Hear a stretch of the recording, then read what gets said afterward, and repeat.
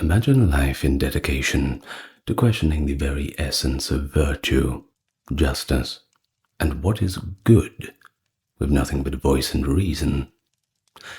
This was the life of Socrates, born around 470 in Athens, Greece, whose relentless pursuit of truth and ethical understanding laid the foundation for Western philosophy.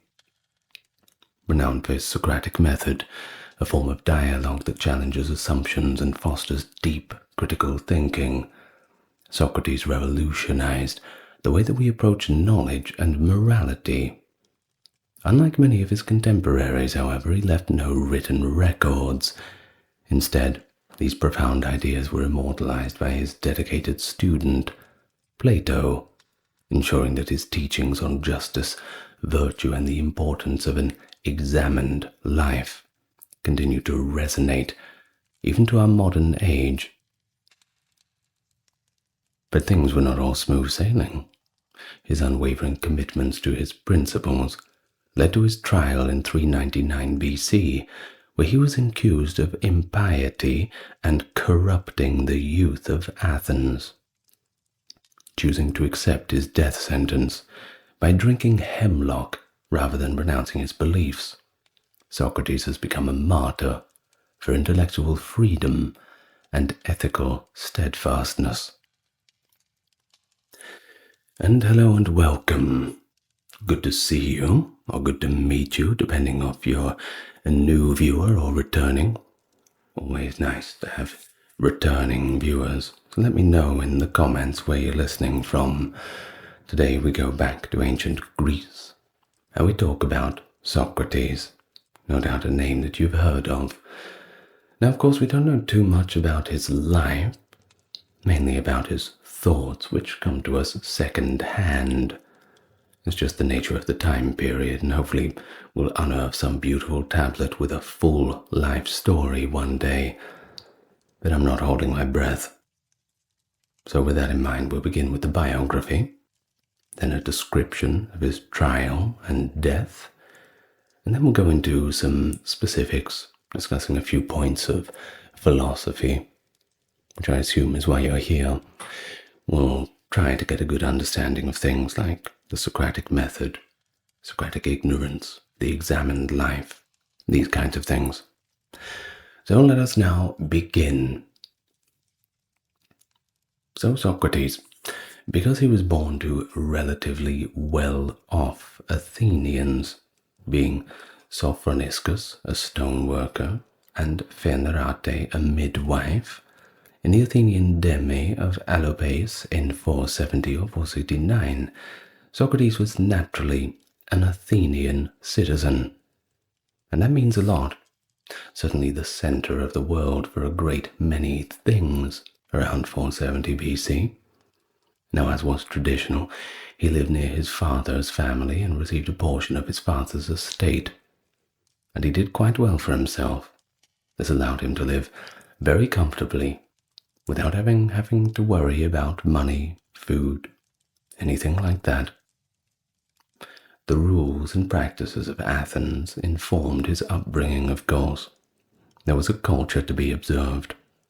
And of course they had their own educational standards, especially among the well-off Athenians.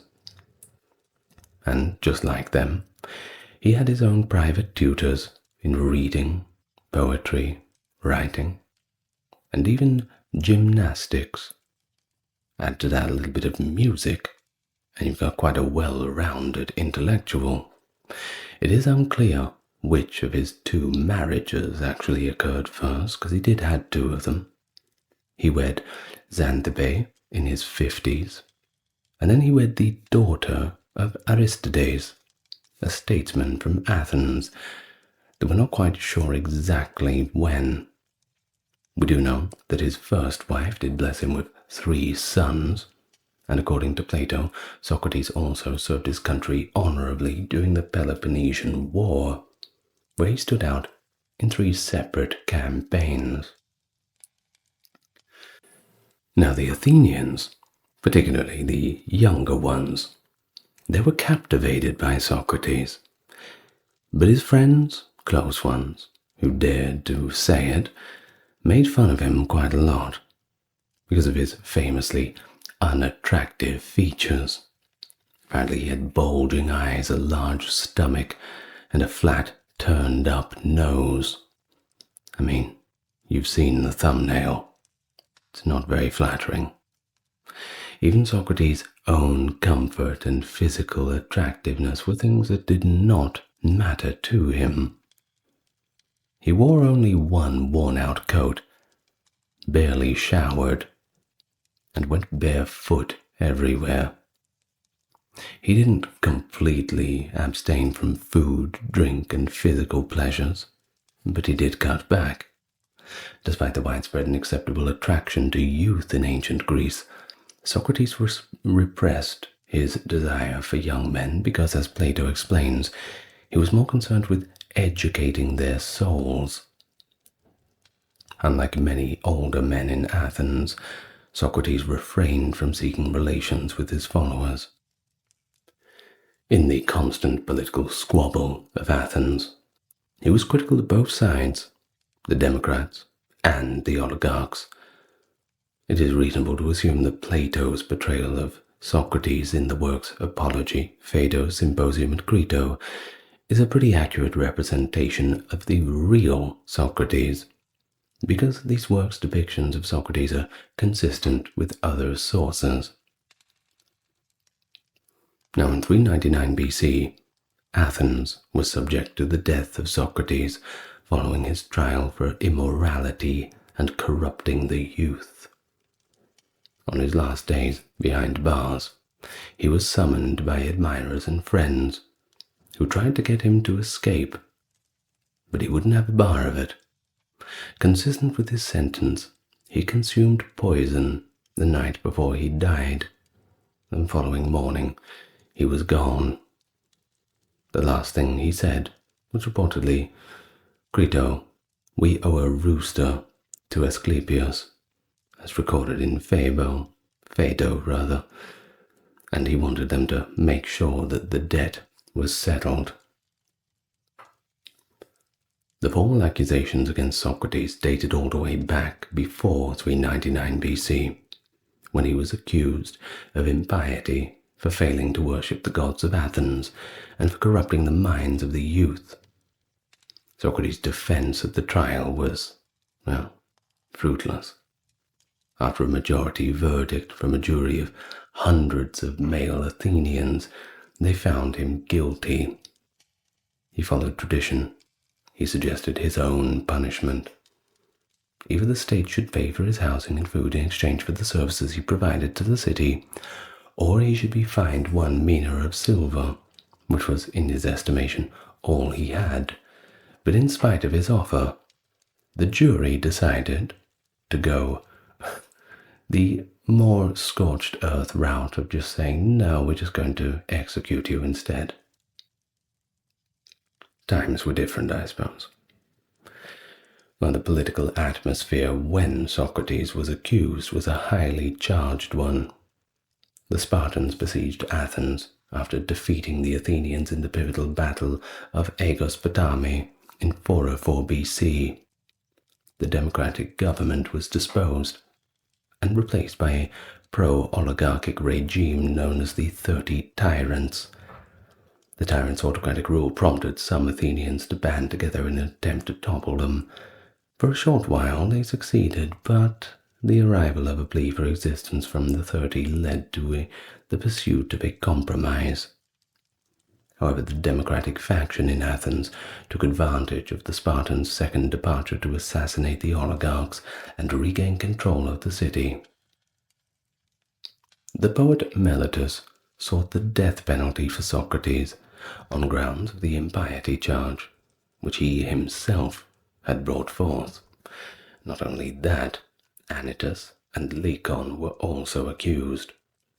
The trial began a month or two later, in the late spring or early summer, and lasted the better part of a day. The accusations based on religion came from 2 primary places. Socrates has already rejected the anthropomorphism of classical Greek religion, stating that the gods were not fallible, and that they were just like mortals, and second, according to his accusers, he had appeared to have a daimonion, or an inner voice. At the outset of Plato's Apology, Socrates responds to the many accusations leveled at him. There is talk that Socrates is a sophist, or an atheist natural philosopher of sorts, the kind of figure shown in The Clouds of Aristophanes, and he must first dispel that possibility. In response to claims that he had corrupted young people, Socrates said that he had never deliberately corrupted anyone, because it would be illogical to do so, because corruption in itself is bad. Well, regarding the second accusation, Socrates requests more information. Socrates' atheism is leveled once again by Meletus in response. The worship of false gods is incompatible with atheism, as Socrates points out. Since his actions ultimately benefit Athens, he asserts that he is God's gift to the Athenians, and that the city stands to lose the most if he is condemned to death. Following this, he implies that wealth and status are not as important as people often believe, by saying that no one can achieve wisdom, pursuing it is the greatest thing anyone can ever do. In the aftermath of his conviction, Socrates was granted the opportunity to propose alternative forms of punishment. But of course, he turned everything down. The death penalty was his only choice. Academics are still divided on the subject of what exactly prompted the Athenians to condemn Socrates. There are a few doubtful hypotheses that exist. One holds that Socrates' conviction was based on his religious beliefs only, while the other holds he was accused and found guilty due to political affiliations.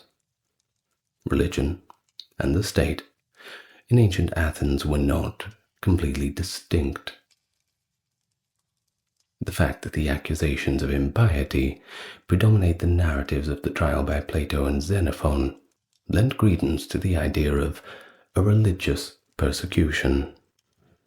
According to these narratives, Socrates did not try to deny that he did not believe in the gods of Athens. The fact that numerous atheist philosophers and skeptics of the period evaded prosecution is another counter to this argument. There is an argument for political persecution that states Socrates was persecuted because people saw him as simply an enemy of democracy. During the rule of the 30 tyrants, Socrates and his students were largely opposed to democracy. The fact that the Athenians granted amnesty to their citizens in 403 to prevent a civil war from breaking out following the fall of the 30 tyrants typically cast doubt that it was a political persecution. The accusers may have based their rhetoric on events that occurred before 403 BC, as shown in the trial text of Socrates and other texts relating to it. Well, either way, he didn't get away with it, and the hemlock went down. So with that out of the way, let's first discuss a few things about the philosophical aspects, what he's really known for. But first, we have a term that you're no doubt familiar with. That is the Socratic Method. We've all heard of it, but what exactly is it? Well, his signature technique, the elenchus, is a defining feature of Plato's Socrates. It shines brightest in Plato's earlier writings, Republic, Critogorgias, and many more. And what follows is the standard elenchus procedure. In Socrates' parables, a group of young men and boys listen as he challenges an established authority on a given subject. Through their exchanges, Socrates demonstrates how the expert's views and arguments are at odds with one another. He poses the question, "Define the term for me." And just as that, the conversation is kicked off. Think about it. If somebody says that something is a thing, then you would ask them, what does that mean? Let's just say if there's something in political discourse, if we were to say that something is discrimination, Socrates would most likely reply, define discrimination for me. And then we would move from there. This does tend to trip people up in quite a lot of arguments. Try it next time. Watch them squirm. Of course, we can use this in all different contexts. Now, as he presses the issue further, the interlocutor's responses ultimately run counter to the initial explanation, so we can conclude that the expert had no real understanding of the term to begin with. One or both of the parties to the conversation might propose alternative meanings. Socratic inquiry then turns its attention to that revised definition. Socrates and his interlocutor aim to get closer to the truth with each iteration of question and answer. Frequently they persist in showing their lack of knowledge, since the interlocutor's definitions usually reflect the prevailing view on a subject. The debate casts doubt on that view as it goes on. See, even Socrates uses the Socratic method to evaluate his own views. Therefore, Socrates does not impart a dogmatic philosophy. Instead, while he and his students and interlocutors seek the truth, he freely admits his own ignorance. Of course, everyone chimes in with their own opinions, and academics have cast a bit of doubt on the Socratic method, its authenticity, and really its precise characteristics. Ancient philosophy expert Gregory Philastos asserted that the Socratic method does not work for determining whether a proposition is true or false. Instead, it was a means to demonstrate the incoherence of the interlocutor's beliefs. Whether or not we believe that Socrates is trying to disprove an assertion determines the dominant school of thought on this point of view. The first school of thought holds that Socrates is using this strategy to either affirm or refute a claim. This strategy is known as the constructivist approach. The neo-constructivist view maintains that all Socrates is trying to do is show how the original argument's premises and conclusion are contradictory. Now, prioritizing the search for definitions is how Socrates begins most discussions. We have questions like, what is justice? What is goodness? What is courage? And it's these things that serve as that springboard for conversations. And Socrates seeks a definition from an authority on the topic. Socrates sought out distinct instances of virtue to illustrate its characteristics before attempting to even define them. Socrates sought a definition in an attempt to exorcise the atmosphere from the radical skepticism of sophists, who, according to Guthrie, had questioned the substance of many virtues during the time that Socrates lived. Some academics contend that Socrates does not support the principle of definitional priority, since he does not support it in all of his writings. Some have claimed that Plato, and not Socrates, is the one who is responsible for this emphasis on definition. Although he acknowledges Socrates' support for definition is paramount, philosopher Peter Geach deems that this method is flawed. It is possible to know a proposition without knowing its precise words, he says. Well, since he does not understand the nature of ethical concepts like arete, i.e. goodness, courage, Plato Socrates frequently admits that he is ignorant. Socrates asserts, I thought even as a happy man, if he really possesses this art and teaches for such a moderate fee, while his life is hanging in the balance during his trial. Without a doubt, I would take great pride in myself if I were aware of these things. But alas, I am not. Even though he claims to be ignorant, Socrates seems to have some knowledge in several of Plato's dialogues, and can come across as quite opinionated. And then we find the Socratic paradox, which has multiple proposed explanations, the most common of which is that Socrates is simply being inconsistent. One possible interpretation is that Socrates is trying to teach his interlocutor something by being ironic, or even modest. He doesn't want to hand him the answers to the philosophical questions, so he basically just lets him think on his own account. The fact that Socrates has different ideas about what knowledge means is another possible explanation.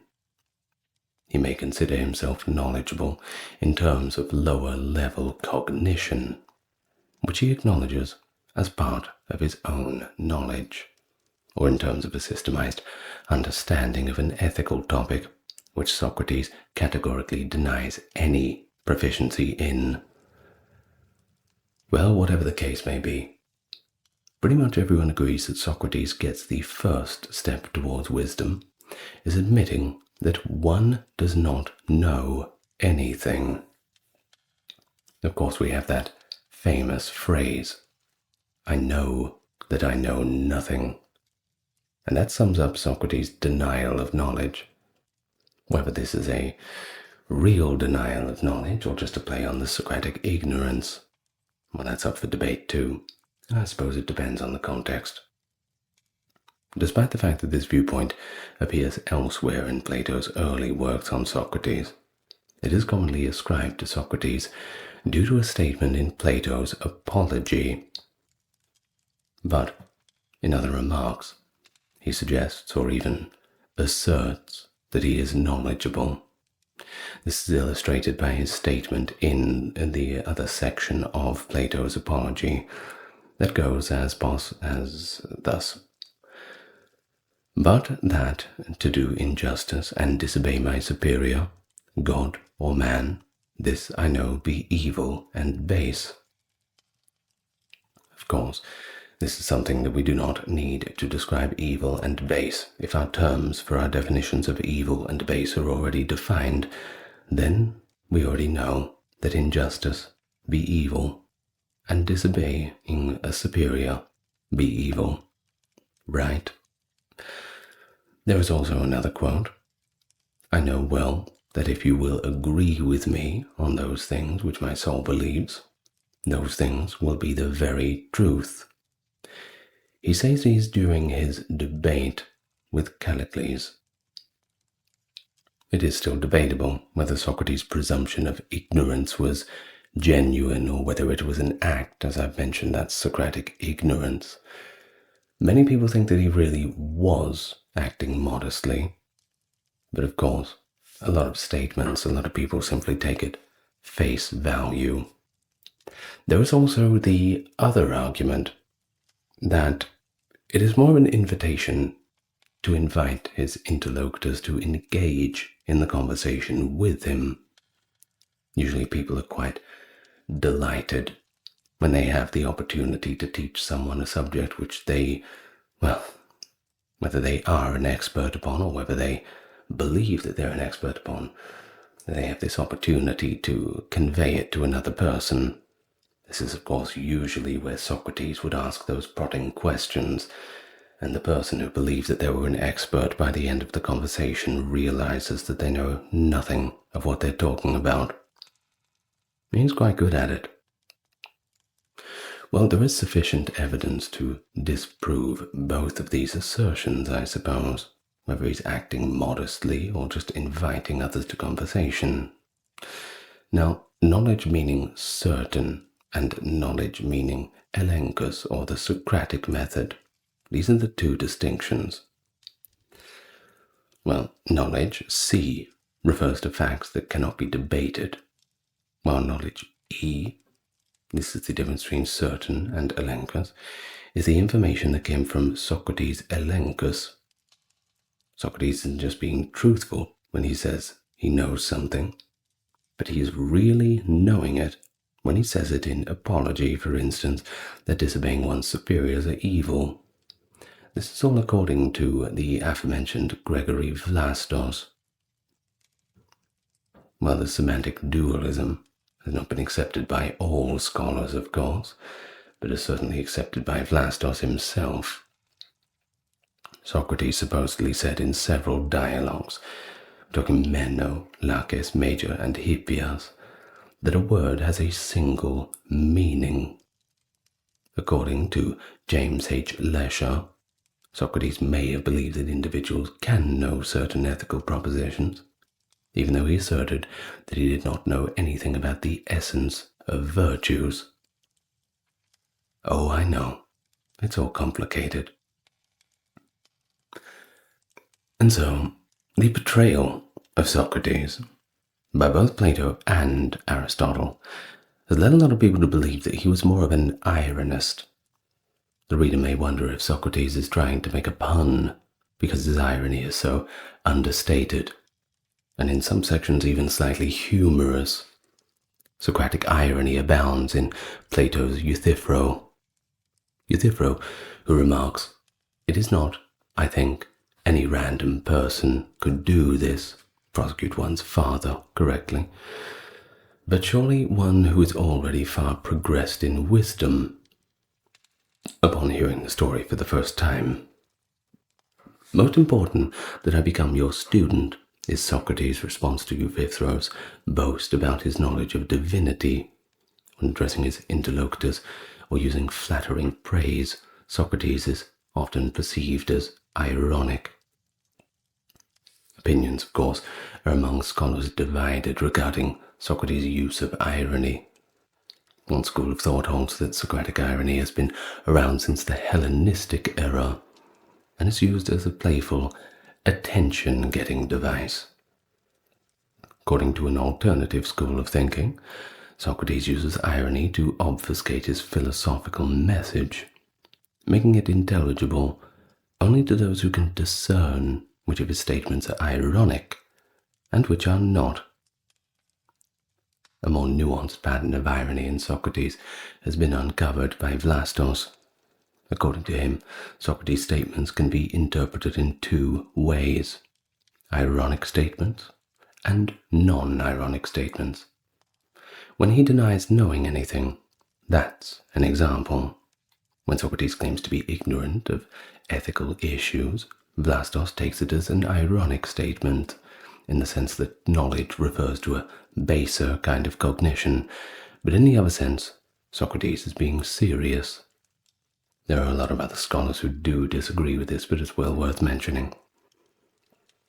Now, all human action, whether directly or indirectly, is motivated, according to Socrates, by the pursuit of eudaimonia.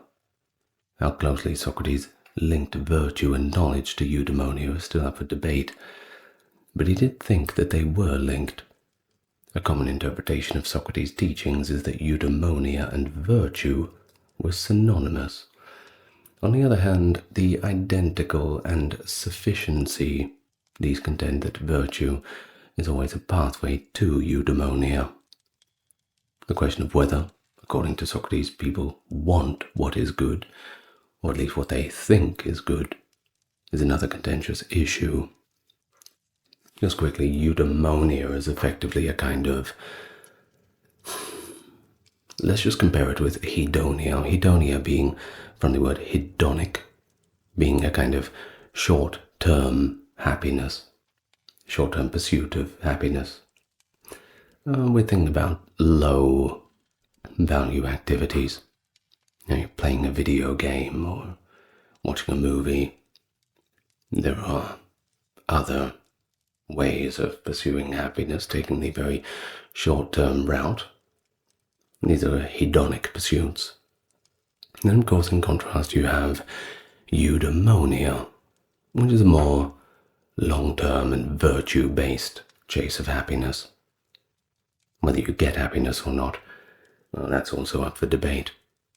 But you think about things like working on a project, building a house, building a career. building a marriage, a family. These things are eudaimonic pursuits, requiring a lot more time and effort. But you're better off in the long run. Knowledge, in general, plays a central role in Socrates' moral intellectualism. He's known as a virtue intellectualist because he thought that knowledge was the foundation of all virtue, and without knowledge, there can be no virtue. Also, according to his theory, motivational intellectualism, people are led by their intellect to understand their desires rather than their impulses. The idea that no one errs willingly, which Socrates alludes to in Plato's Protagoras, has become symbolic of Socratic virtue intellectualism. Socrates de-emphasizes irrational beliefs or passions in his moral philosophy, which places an emphasis on the intellect as a path to a good life. In the Gorgias and Meno, two of Plato's dialogues, Socrates explains to Meno his belief that no one wants bad things unless they do not know what is good and what is bad. These dialogues primarily support Socrates' intellectual motivism. And then, of course, there is the idea of akrasia, behaving irrationally, in opposition to one's knowledge and beliefs. Most people think that Socrates didn't make room for illogical wants. However, there are others who argue that Socrates did not recognize illogical motivations, but he denied that they were the main factor in decision-making. By refusing to conform to the religious norms of his day, Socrates questioned the authority of his contemporaries and altered the course of religious debate for generations to come. You see, religion in ancient Greece was, let's use the word disjointed, and observed only in the household rites or festivals honoring individual deities, like for example in the city Dionysia. There weren't actually any sacred texts that existed. It was more a word-of-mouth thing, oral traditions, and just carried on through generations. But this didn't mean that religion was not an integral part of people's lives. Of course it was. Sacrifices were the primary means by which individuals fulfilled their religious obligations, of which, the obligations would depend on who you were, where you were, and when it was. Well, since the ancient times, people have still argued about whether Socrates was a religious man or just a provocative atheist.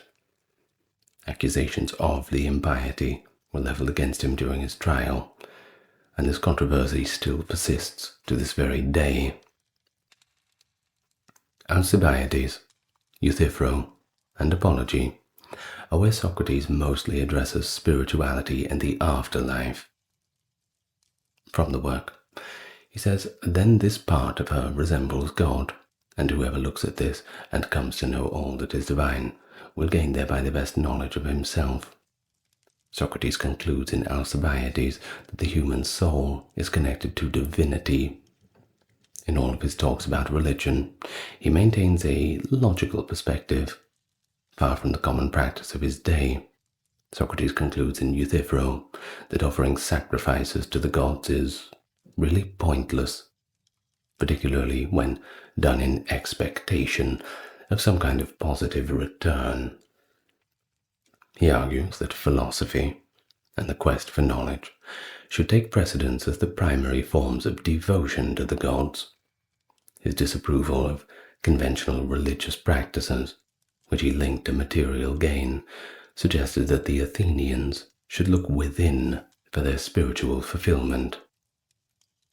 Regardless, Socrates, contrary to popular belief at the time, maintained that the gods were essentially just and wise. Regarding the connection between devotion and the dictates of a powerful deity, Socrates poses the following question to his interlocutor. Is something good because it is God's will? Or is it good because it is God's will? So which comes first, the good or the God? Socratic thought diverges from this conventional Greek theology, which presumed the lex talionis, the eye for an eye principle, to be self-evident. Goodness, according to Socrates, does not depend on gods, and gods must be devout individuals themselves. By telling the jurors that he acknowledged the gods more than his accusers, Socrates affirms a belief in the gods in Plato's Apology. God's existence is presumed for Socrates in Plato's dialogues. He never questions their existence, while Socrates' discussion of the great unknown after death in Apology lends credence to the idea that he is at least agnostic. His dialogue with his students on the last day in Phaedo expresses his firm belief in the soul's immortality. Oracles, divinations, and other messages from the gods seem to have been also believed by him. These portents did not give him hope for moral matters, but rather foretold the bad things to come. Of course, a lot of people have different beliefs on how Socrates' religious beliefs and his rigorous rationalism relate to one another. Some people believe that Socrates confirmed every divine sign by interpreting it through his own secular reason. According to Socrates, since virtue is a kind of knowledge, there is really only one virtue. And people are bad, according to Socrates, because they don't know enough yet. They need to be enlightened. They're not bad, they just don't know any better. A union of virtues, of course, flows from this unity of knowledge. The well-known proverb, "No one errs willingly," is based on this principle. Socrates uses bravery as an example of a virtue that can be united in Protagoras. He argues that one can take the risk if they are aware of the specific danger. While some sources claim that Socrates had sexual relations with young people like Alcibiades, others maintain that his friendship with boys were purely platonic and aimed at helping them grow as individuals. He boasts in Gorgias that he was in love with both philosophy and Alcibiades. In Protagoras, Meno, and Phaedrus, his flirtatiousness is on full display. But the precise nature of his connection with Alcibiades remains a little unclear, though Socrates was renowned for his restraint, and Alcibiades confesses in the Symposium to having attempted to woo Socrates without success. The majority of what is known about Socrates' theory of love and affection comes from Lysis, in which he has a conversation about love with Lysis and some friends at a wrestling school. Their conversation begins with an examination of parental love and its manifestations in relation to parental control over their children's activities, and then the limits that parents would impose upon them. If Lysis is completely useless, Socrates thinks, not even his parents will love him. Scholars generally agree that Socrates wrote Lysis with a comedic tone in mind, but some have argued that this reveals his more egocentric view of love, which holds that we should only love those who benefit us, which of course is a little bit selfish, but, well, the world is the way it is, isn't it? On the other hand, some academics contend that Socrates' teachings allow for a love that isn't driven by egotism towards a spouse, while others reject the idea that Socrates ever implies egotism. According to the argument made in Symposium, parents are brought closer together by their children's mistaken belief in immortality. Love, according to Socrates, is rational. At least that is the main idea pointed out by scholars. Although Socrates generally admits ignorance, he breaks his rule in Symposium by promising to reveal the truth about love, a lesson he picked up from a quote-unquote clever woman, because he knows nothing else. it is conceivable that Diotima actually existed. However, some scholars argue that Socrates spent his youth near Aspasia and that she is the inspiration for Diotima, the person Socrates credits with his concept for love in Symposium, by the way.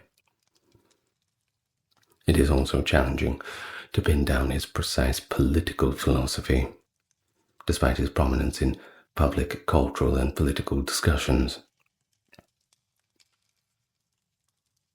He tells Callicles, in Plato's Gorgias, "I think I'm one of the few Athenians, not the only one, but among our contemporaries, to take up the true political craft and practice the true politics." Of course, what the true politics are, that is up to interpretation. He also goes on to say, "This is due to the fact that I always strive for excellence rather than satisfaction in my speeches." Since Socrates believes that politicians and rhetoricians use tricks to mislead the public, his claim demonstrates his aversion to the established democratic assemblies and procedures. For example, voting. He never proposed a bill or sought any public office. He instead sought to aid the city's prosperity by improving its inhabitants. He did what he thought was right as a citizen. He did his job as a soldier, fought in the Peloponnesian War in accordance with regulations. Political decisions at the time, like the Sicilian expedition, for example, are pretty much absent from his dialogues. There are a few fleeting mentions, but it seems he didn't really want to speak too much about them. In his conversations with ordinary people, including influential Athenians, Socrates would probe their beliefs, and therefore point out their inconsistencies. Because in Socrates' view, philosophy, and not electoral process, shaped the city's moral landscape, he felt he was doing them a favor by standing in their way. The exact position that Socrates held within the politically divided Athens, which was characterized by oligarchs and democrats, is another matter of contention. Despite the lack of definitive textual evidence, a popular interpretation maintains that Socrates had democratic leanings. This is based on the following reasoning: that he defied one command from the oligarchic 30 tyrants' government. He respected Athens' laws and political systems, which were established by democratic thinkers of earlier times, and also his affinities for the ideals of democratic Athens. And that was the main reason why he did not wish to evade execution and prison. Protagoras displays anti-democratic traits. Socrates disdained the opinion of the many and was critical of the democratic process, and the majority of his friends actually supported oligarchy. So there is some evidence that Socrates had leant towards it a little bit himself. According to an alternative, but admittedly less popular theory, Socrates was a supporter of democratic republicanism, which places more of an emphasis on citizen engagement. Now, liberal ideology emerged during the Age of Enlightenment. We could probably trace the roots back even further. Of course, another theory does hold that Socrates was a supporter of these liberal values, ones that we might not find too far removed from the Age of Enlightenment or the Renaissance. He argues that the city and its inhabitants have an advantageous relationship in credo and apology, which form the basis of the argument. Socrates argues that the city dwellers have moral agency and the option to leave at any time, but that remaining in the city signifies submission to its authority and laws. Conversely, civil disobedience has Socrates as its progenitor, which is kind of ironic. This line is suggested by Socrates' strong opposition to injustice, as his refusal to obey the 30 tyrants' order to arrest Leon. In Critias, he states, one ought to never act unjustly, even to repay a wrong that has been done to oneself. Looking at the bigger picture, Socrates would say that people should obey the state's command unless, and here's the caveat, unless they believe them to be unjust and not within the confines of virtue. To which, of course, a conversation would obviously be started. And what is virtue? How are we defining the terms? You see how it just goes around and round in circles. Well, either way, following his passing, Socrates had a tremendous effect on the field of philosophy. I mean, obviously, we're still talking about him. Almost every philosophical school of thinking that emerged after Socrates had him as their antecedent, including, of course, the Academy of Plato, the Lyceum of Aristotle, the Cynics, and the Stoics. But there is the exception of the Pyrrhonists and the Epicureans. Socrates continued to garner more and more attention, right up until the 3rd century AD. Philosophical schools differed substantially in their interpretation of Socrates' ideas because he had not provided answers to the most basic of questions. We're talking about the meaning of life and the character of virtue. He didn't provide answers. He just left us with more questions. Of course, according to the popular belief, he changed the emphasis of philosophy from studying nature to actually being a study of human affairs. And of course, well, that is indeed what we view philosophy as now, as far as I'm concerned. Among the most influential thinkers in Western philosophy, Plato was born in Athens, Greece, around 428 BC, and even to our modern day, his ideas continue to impact the way we think. He was a disciple of Socrates. He was the mentor of Aristotle, and he founded the Academy, a kind of philosophical university of the ancient world. It was there where he fostered the intellectual development of future generations of Western thinkers. Now famous for his influential dialogues, like the Republic, Phaedo, and Symposium, Plato combined this creative storytelling technique with careful logical analysis to explore timeless themes like justice, truth, knowledge, and the ideal state. Thus he laid the groundwork for metaphysics and epistemology with his theory of forms, which suggests that immaterial abstract forms are the most basic and ultimate reality, contradicting the views of his contemporaries. Along with his philosophical achievements, Plato's idea of the philosopher king as the ideal ruler has had a lasting impact on political theory and administration. And even though he lived over 2,000 years ago, he remains an important figure in philosophical education due to his dedication to intellectual inquiry and quest for existential knowledge. You only need to take a short trip to your nearest bookstore, walk into the philosophy section, and you'll find it right there, one of his works, all those generations after, still on the top shelf.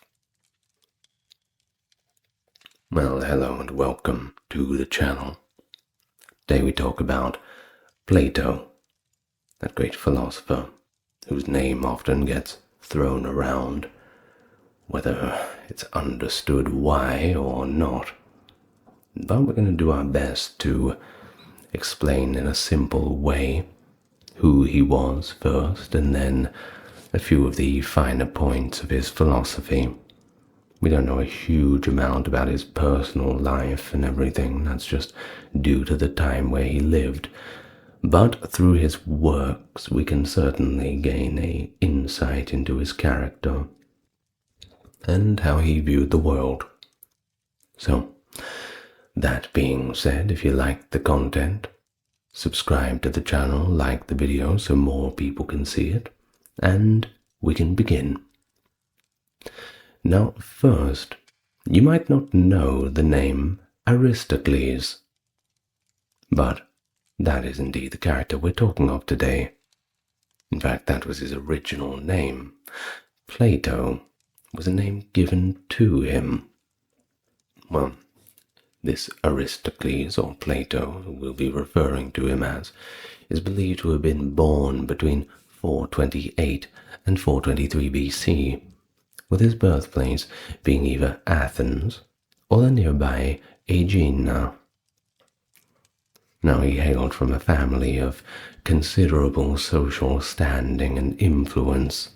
This was not a origin story from the roots up. No, he was already doing quite well. In fact, it's widely accepted that his father, Ariston, traced his lineage right back to the esteemed kings Codrus and Melanthus. Now, as for his mother, who was named Perictione, she is reported to have had familial ties to Solon. Now, if you don't know who Solon was, he was an esteemed statesman credited with establishing the foundational principles of which Athenian democracy was built on.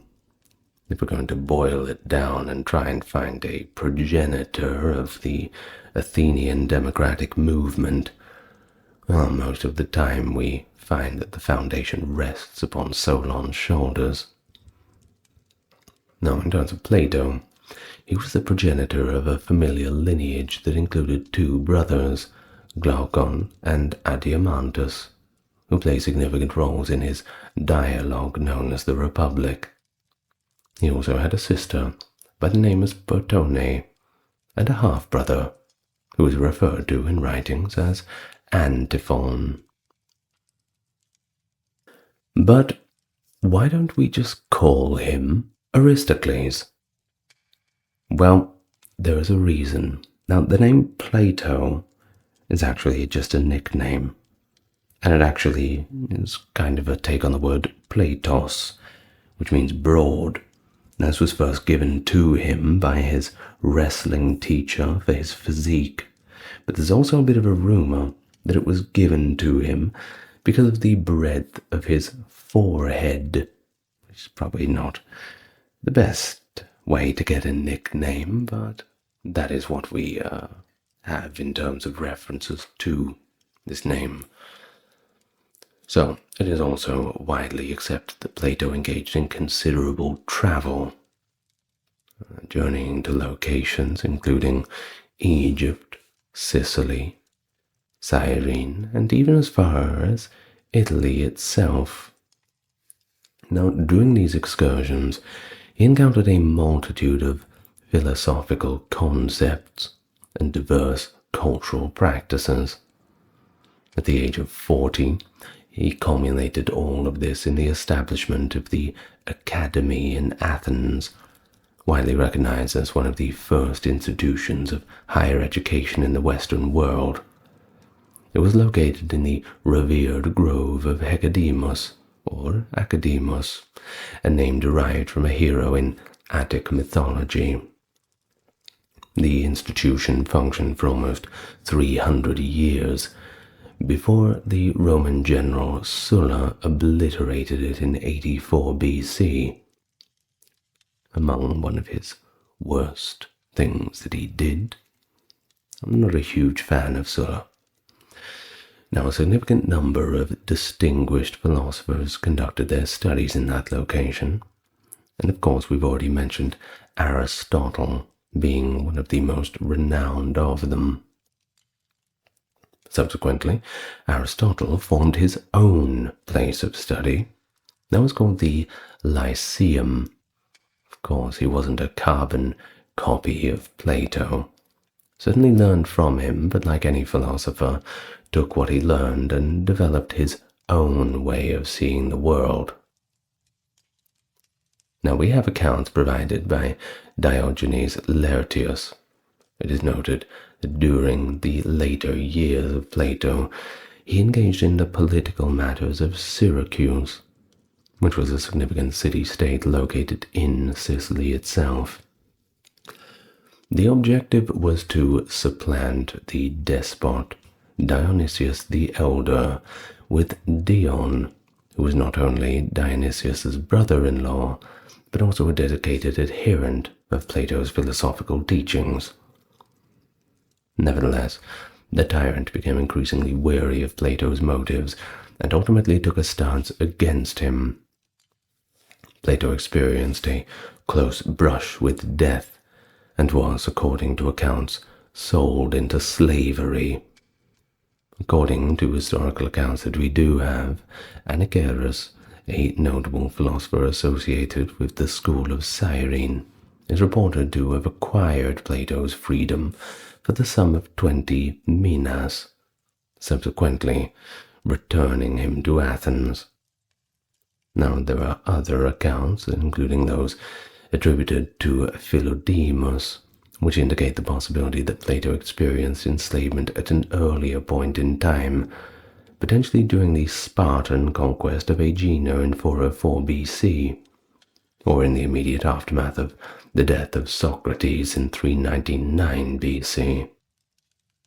I'll do another video on Socrates soon too, in case you were going to ask in the comments. Now, in the aftermath of the passing of Dionysius the Elder, as detailed in Plato's 7th letter, Dion actually extended an invitation to Plato to return to Syracuse for the purpose of educating the newly ascended ruler, Dionysius II. At the outset, Dionysius II appeared to be open to the philosophical teachings presented by Plato. But it didn't last for too long. Over time, he developed this sense of skepticism regarding the intentions behind these teachings, especially the political ones. You can see how people get themselves into trouble with that sort of thing, particularly when politics becomes this zero-sum game and philosophy becomes this attack upon it. Well, of course, this resulted in the exile of Dion and the involuntary detention of Plato. In conclusion, it's noteworthy that Plato was granted permission to depart from Syracuse. Subsequently, Dion made his return with the intention of usurping Dionysius II, thereby seizing control of the city.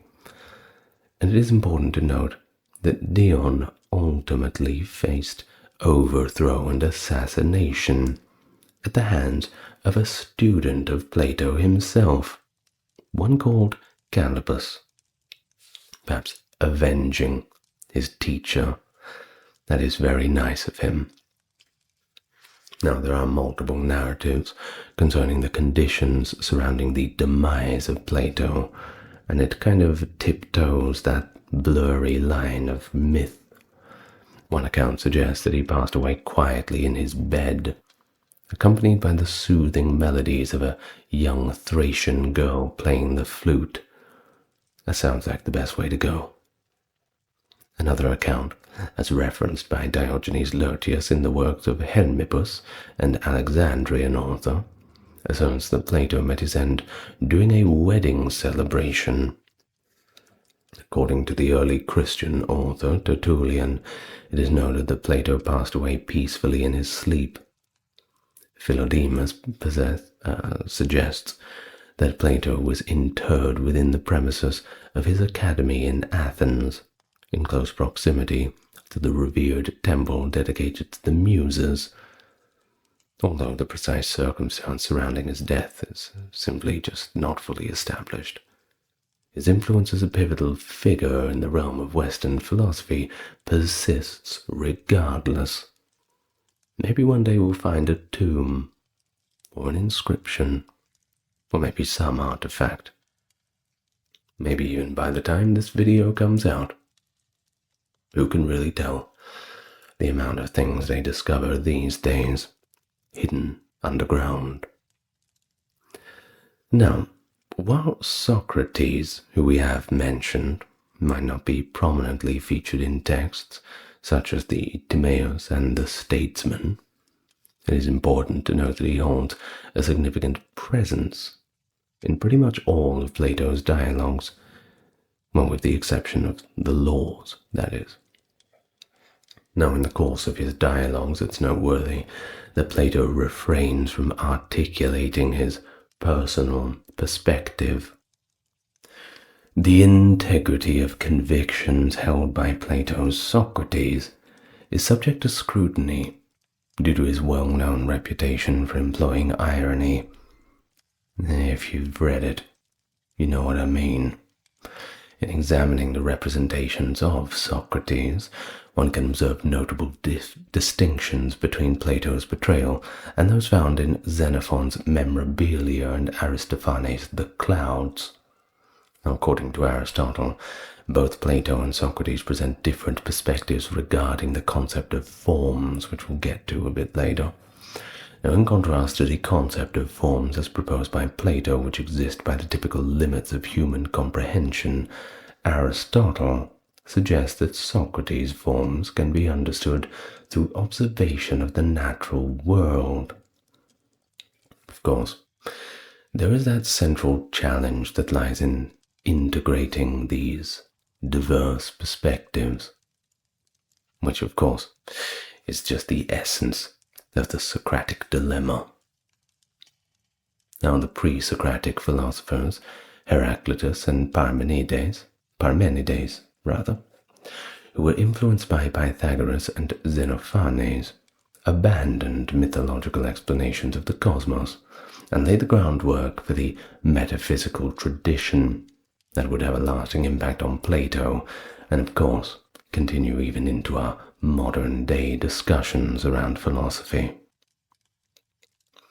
Of course, aware that nothing stays the same permanently, or even for a very long time, Heraclitus said that the ever-changing tides make it impossible to step into the same river twice, and that everything is based upon polar opposites interacting. According to Diogenes Laertius, these ideas were passed down to Plato from Heraclitus's disciple Cratylus. Now, in a bit of a paradox, Parmenides advocated the idea of an eternal, immutable cosmos and argued that change itself was simply an illusion. Parmenides and his student Zeno engage in highly critical dialogue of Plato's metaphysical ideas in the Parmenides, that's the work of, the name of the work rather, which is considered Plato's most self-critical of all of his writings. Now, an Eleatic stranger is a character in Plato's sophist dialogue, and Plato drew heavily on ideas of becoming and being, changing and permanence, and those ideas, when he developed his theory of forms, were essentially the foundation upon which the theory was resting upon. The extensive range of metaphysical concepts was thoroughly examined by Socrates and his adversities within the dialogues of Plato. Among the subjects of discussion are religion, science, human nature, love, and sexuality. Various discussions juxtapose perception against reality, nature alongside tradition, and in the body in relation to the spirit. Socrates frequently engages in the examination of the definitions of abstract concepts such as justice, truth, and beauty. Of course, we have to talk about Socrates, because Plato, well, it was built upon the original philosophies of the master. Now, Socrates critiques individuals who provide specific instances instead of identifying the common characteristics that unifies all examples. Platonism, along with its theory of forms, frequently referred to as the philosophy of ideas, suggests a rejection of this material world viewing it solely as an image or even a replica of what is considered to be a true reality. This theory of form suggests the existence of two distinct categories: the intangible world, comprised of material objects which is subject to constant change, and an unchanging, invisible realm, this invisible realm of forms, which can be accessed through the faculty of reason. Plato's forms significantly signify distinct categories of entities, which include attributes, structures, and relationships, and are collectively known as objects. Now, in a manner analogous to specific tables, chairs, and even automobiles signify objects within our tangible world, the terms tableness, chairness, alongside abstract notions such as justice, truth, and beauty, refer to entities that exist in a distinct conceptual domain. We have computerness, windowness, phoneness, microphoneness, mouseness, these kinds of things. Now, one of the frequently referenced examples of Plato's theories of forms is the validity of geometric principles, particularly illustrated by the Pythagorean theorem. The notion of forms is initially presented in the dialogue of Phaedo, wherein Socrates critiques Anaxagoras' pluralism, which serves as the prevailing counter-argument to the philosophies of Heraclitus and Parmenides. Okay, it's all a little bit to take in, I know. According to Plato, the soul is regarded as the fundamental essence of life. He presents a compelling argument for the doctrine of the soul's immortality, as evidenced by numerous dialogues that culminate in detailed discussions regarding the afterlife. Now, in the work titled Timaeus, Socrates articulates the components of the soul as they correspond to the human body.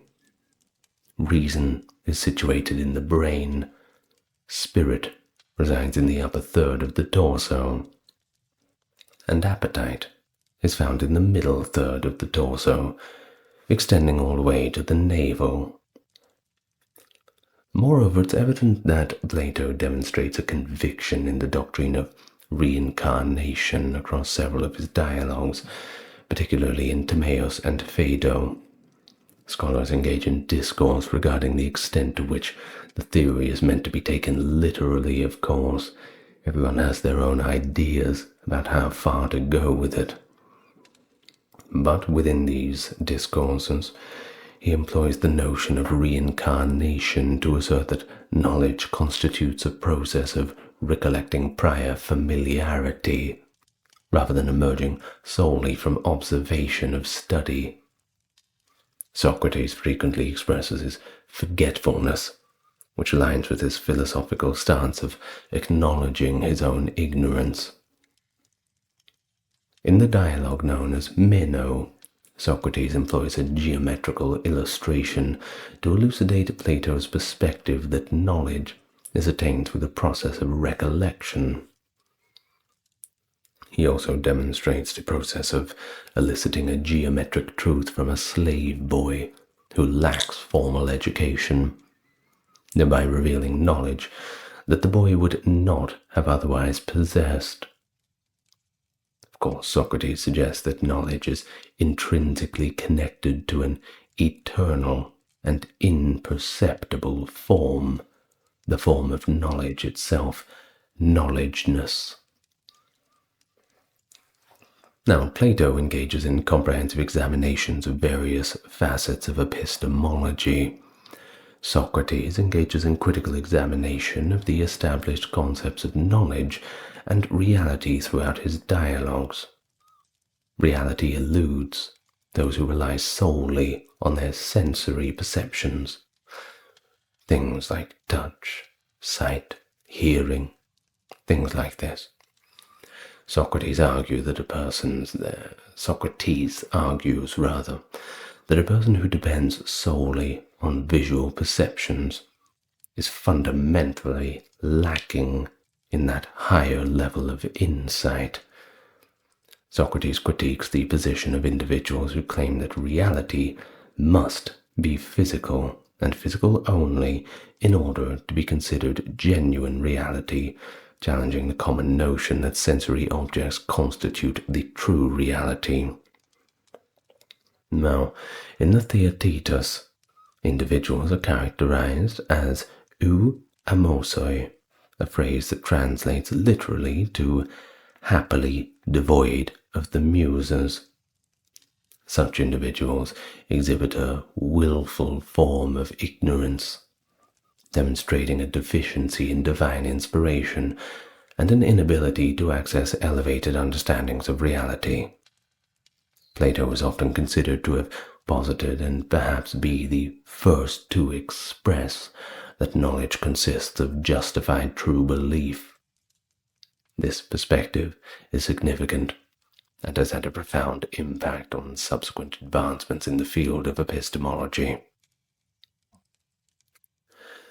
So in the Sophist, Republic, Timaeus, Parmenides, and Statesman works, Plato correlates true knowledge with the comprehension of immutable forms and their interrelations, which he refers to as expertise in dialectic.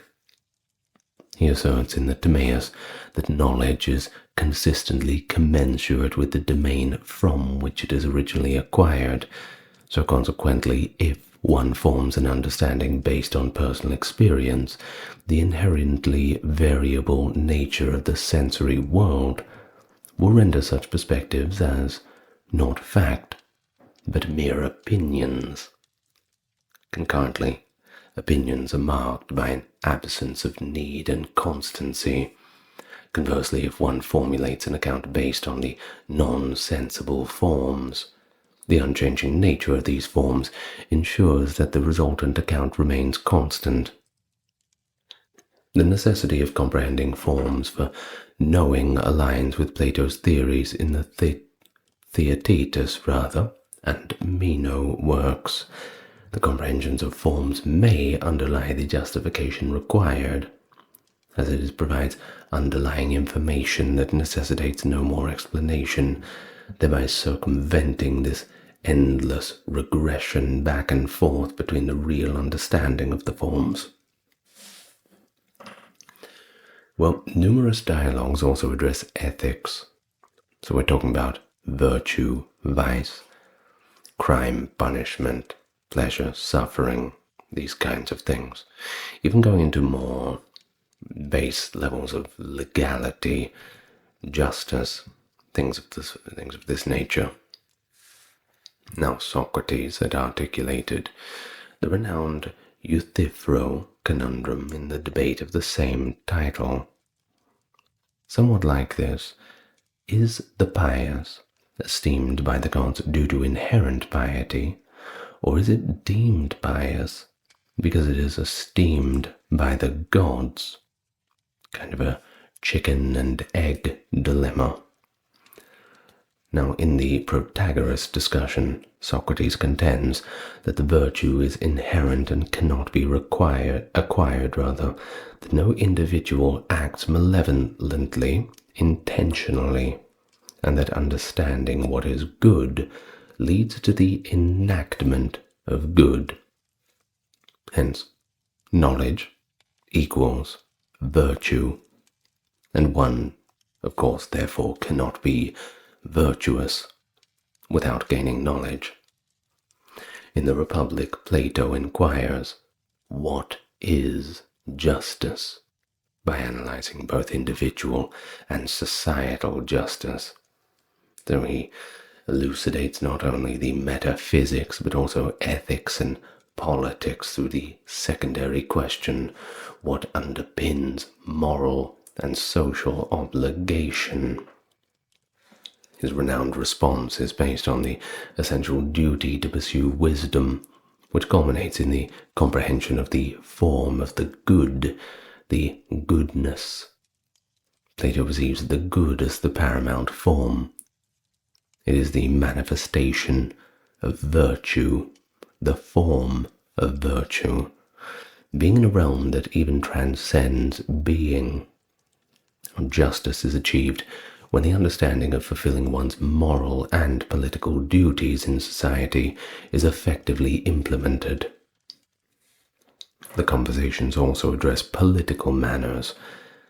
Plato's most renowned doctrines are found in the Republic, the Laws, and the Statesman, with of course the Republic being probably the most famous of the three.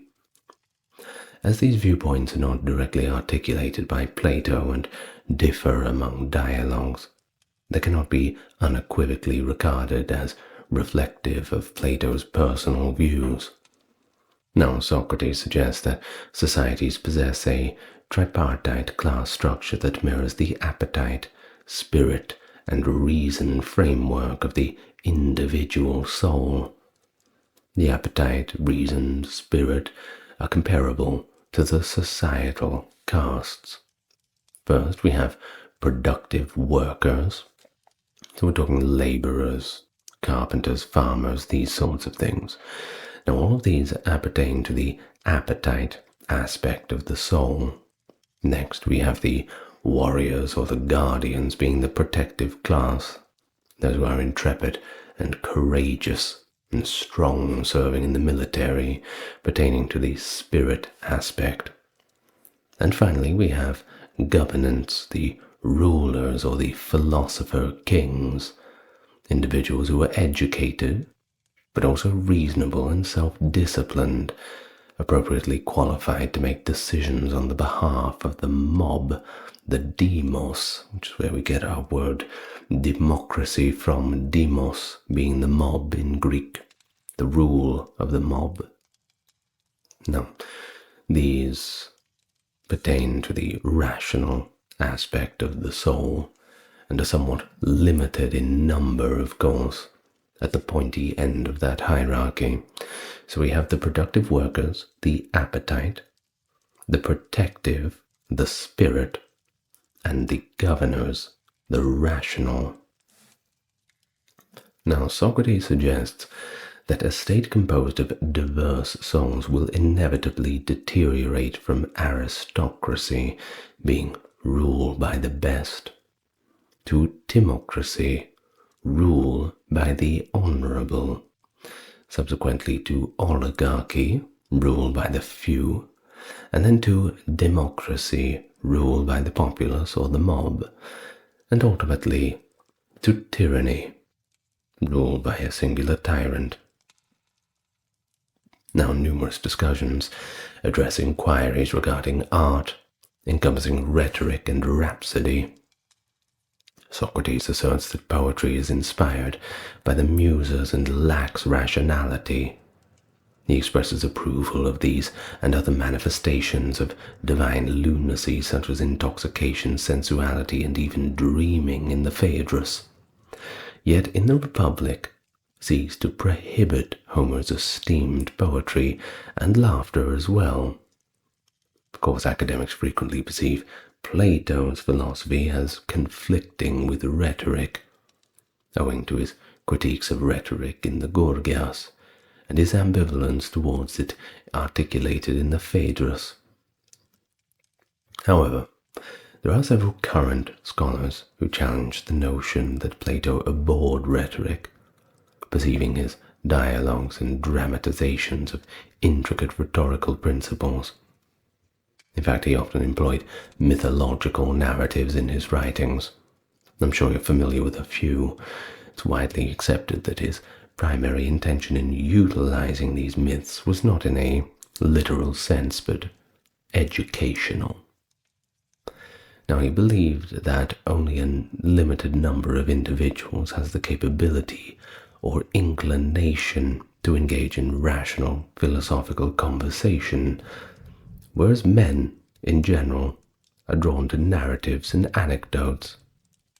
Thus, he employed the myth to articulate the results of the philosophical argument. Of course, prominent instances encompass the narrative of Atlantis, the allegory of the cave, and the myth of air. So if you've read any of Plato's works, you might notice a prevailing theme that he doesn't really present himself as somebody who takes part in the dialogues, except for the apology. There is no evidence to suggest that he personally experienced any of the dialogues either.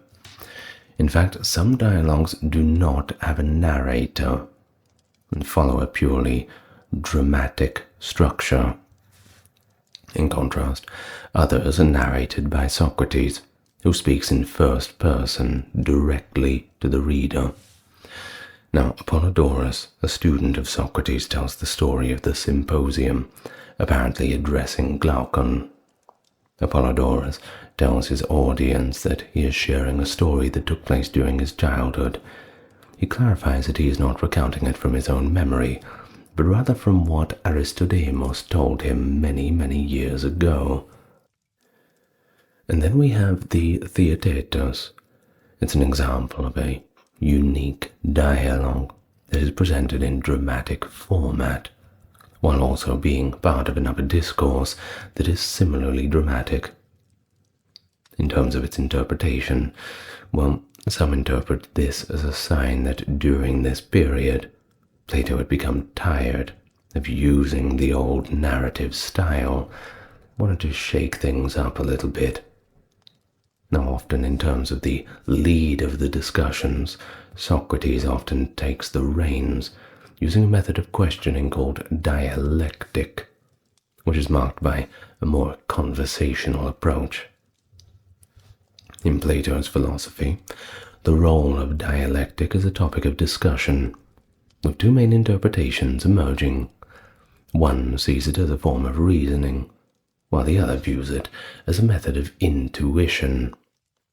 Now, traditionally, 35 conversations and 13 letters, the epistles we call them, have been attributed to Plato directly, although contemporary scholarship does question the validity of several of these works, but generally we settle on that number of 35 and 13. The precise sequence of Plato's conversations also remains unknown, as does to the degree which some may have undergone subsequent revisions and rewrites. The works are typically categorized into early, sometimes referred to as transitional, middle, and late period works. The following illustrates a somewhat prevalent classification among the developmentalist academics. So we have the early dialogues, being Apology, Charmides, Crito, Euthyphro, Gorgias, Hippias Minor, Hippias Major, Ion, Laches, Lysis, and Protagoras. Then we have the middle, Cratylus, Euthydemus, Meno, Parmenides, Phaedo, Phaedrus, Republic, Symposium, Theaetetus, and late we have Critias, Sophist, Statesman, Timaeus, Philebus, and Laws. In the early dialogues, discussions often lead to a state of confusion or impasse. Now, there is a Greek term for this. It's called aporia. In contrast, the middle dialogues seem to be more present of clearly defined ideas, and positive ones at that, which are typically associated with Plato, including the theory of forms. Now, the following discussions are labeled as late and are typically seen as intricate and challenging philosophical texts. They're definitely different to Republic and earlier works, that's for sure. It is essential to recognize that many positions regarding the ordering of Plato's dialogues are still debated, though, so some of the middle works might be late or early. We're just not quite sure yet. It's just hard to tell. But we can certainly put them into different classifications based on their styles of writing, that's for sure. But then we have the problem with translations and how much liberty translators have taken. Perhaps a debate for another time. Of course, the notion that these dialogues can or should be organized in a specific way is not accepted by everybody, although most people are fine with them being grouped into those three stylistic categories. Now, many historical accounts suggest that Plato's unwritten doctrines are his key metaphysical teachings. He is thought to have shared these ideas only through spoken discussions, likely with a small group of trusted friends, an inner circle, while keeping them hidden from the broader general public. However, many modern scholars also raise doubts about these claims, but there's really no way to prove it wrong. Now, one reason for keeping information from everyone is actually discussed in Phaedrus, where Plato points out the problems with sharing knowledge through writing. He supports the idea of spoken communication, stating that someone who truly understands what is just, good, and beautiful will not, when serious, write it down, spreading it through a pen with words that cannot argue for themselves and cannot effectively convey the truth. Maybe he's got a point. Plato is said to have shared this understanding with the public in his work titled On the Good. In this text, he equates the concept of the good with the one, which refers to unity, and so is the fundamental principle of being, the goodness, the oneness, the unitiness. Going back to that theory of forms.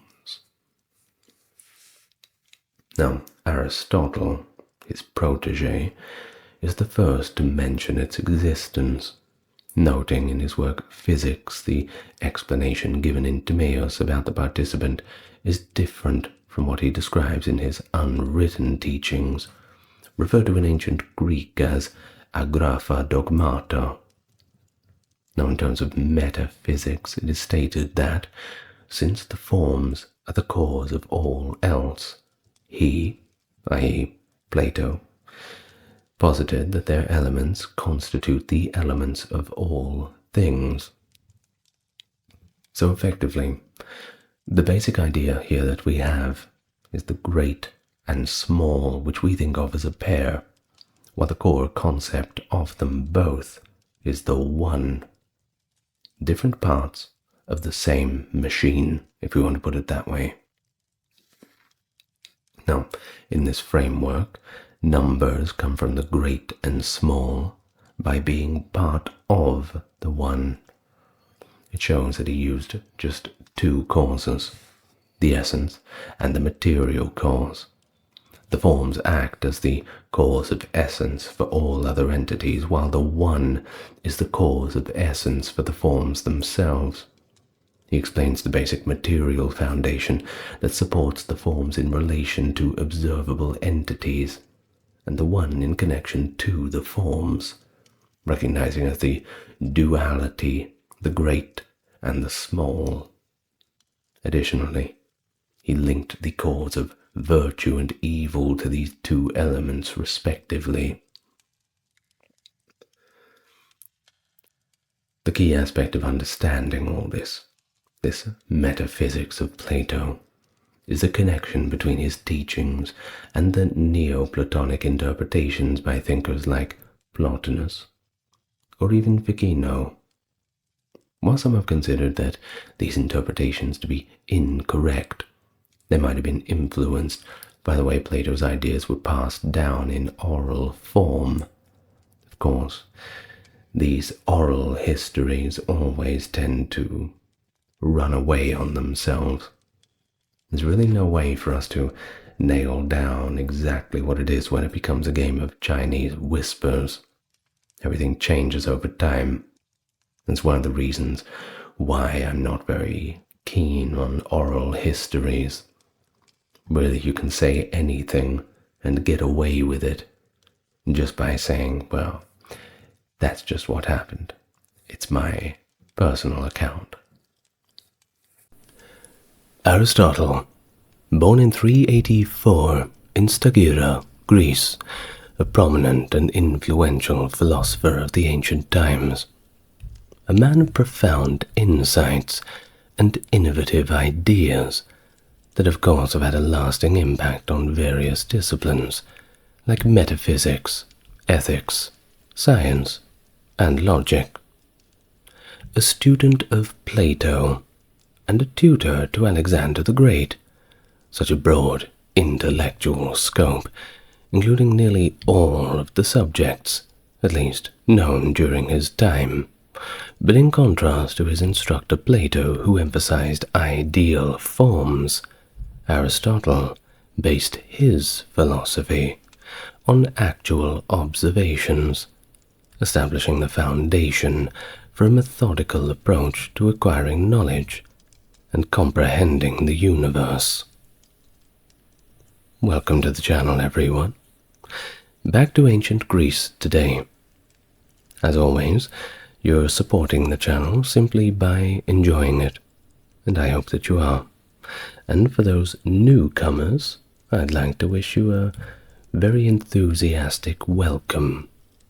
Those coming back, good to see you again. Now, without further ado, like, subscribe, all that good stuff, and let's get on with the video. Nice and slow.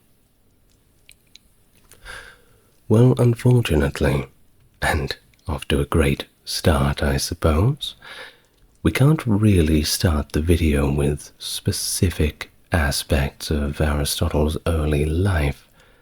They're not really well established. I suppose that's just the nature of the beast when you're studying figures that are this old. We do have a few things from ancient biographies, but they frequently contain conjecture, and historians, ancient and modern, only really concur on a limited number of significant details.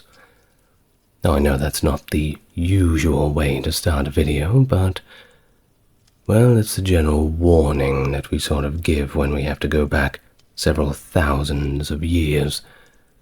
So with that in mind, let's continue in a more formal sense. Now, as I've mentioned, that he was born in 384 BC in Stagira, which was approximately 55 kilometers or 34 miles to the east of present-day Thessaloniki. Nicomachus, his father, held the esteemed position of personal physician to King Amyntas of Macedon, so certainly not a bad position at all.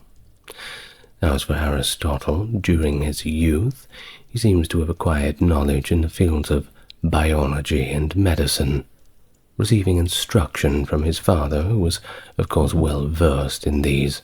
Of course, you had to be if you were the physician to the king. Well, as for his parents, they both passed away when he was approximately 13 years old, and not to be left alone to his own devices, Proxenus of Aternius assumed the role as his guardian. Now, there's limited details of this time that have been preserved, but we do know, or at least think that it's likely, that he had some exposure to the Macedonian palace, where he established his initial ties with the Macedonian royalty. During his late teenage years, Aristotle relocated to Athens in order to pursue further education in Plato's academy. Of course, the place to be for anyone who was a thinker in the old Greek world. It's likely that he participated in the Eleusinian mysteries, as he mentioned in his writing that to experience is to learn, while describing the sights witnessed during the mysteries themselves. If you want a little bit more about that, I have a bit of an older video on it. I should probably do a new one. Wait for that soon. Now, he resided at Athens for around 20 or so years before departing in 348 or perhaps 47 BC. The conventional narrative of his departure suggests that he was dissatisfied with the path that the Academy took under the leadership of Plato's nephew, Zeuxippus. However, it is also plausible that he departed due to concerns about the prevailing anti-Macedonian attitudes in Athens at that particular time. Possibly, he might have departed even before Plato's demise. Now, it's all about politics, I'm afraid. Well, subsequently, he followed Xenocrates to the court of Hermias of Aternius, who was a close acquaintance in Asia Minor. Now, following the death of Hermias, Aristotle and his student Theophrastus embarked on a journey to the island of Lesbos. During their time there, they conducted extensive studies on the island's flora and fauna, particularly focusing on its protected lagoon. During his time in Lesbos, Aristotle entered into matrimony with Pythias, who was possibly the adopted daughter of Hermias, or perhaps her niece. And, in fact, they even had a little daughter of their own, whom they also called Pythias.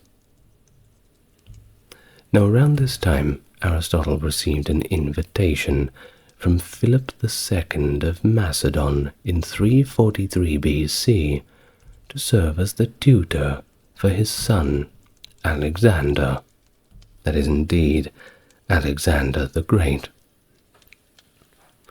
So Aristotle was designated as the leader of the prestigious Royal Academy of Macedon, which you can imagine would be quite a prestigious position, under the watch of the king himself, and invitation. Well, while he was serving in the Macedonian court, he provided instruction not only to Alexander, but also to two other prospective monarchs, that being Ptolemy and Cassander. Well, Aristotle urged Alexander to pursue conquests in the East, and Aristotle's own perspective on Persia was openly ethnocentric.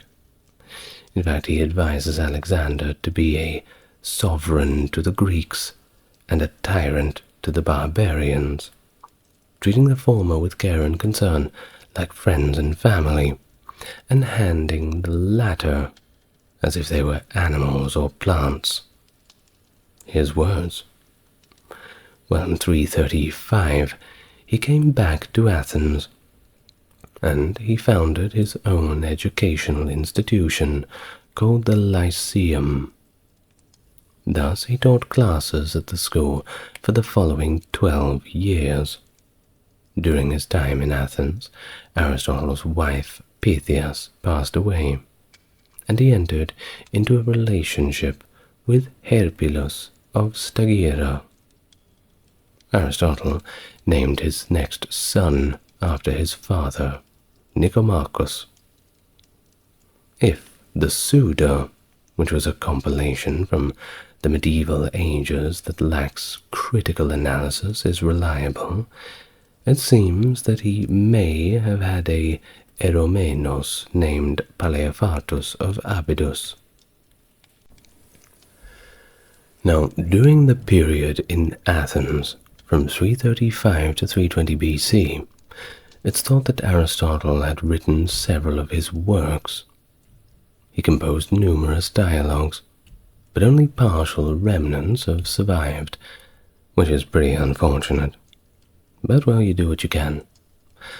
The surviving works are primarily in the form of treatises, and were not originally intended for widespread dissemination.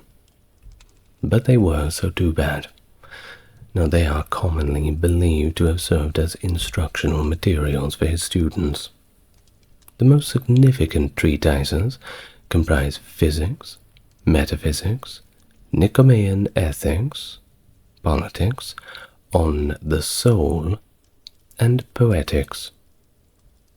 Aristotle extensively researched and achieved substantial advancements in various fields, including logic, mathematics, biology, botany, ethics, agriculture, medicine, and even dance and theatre.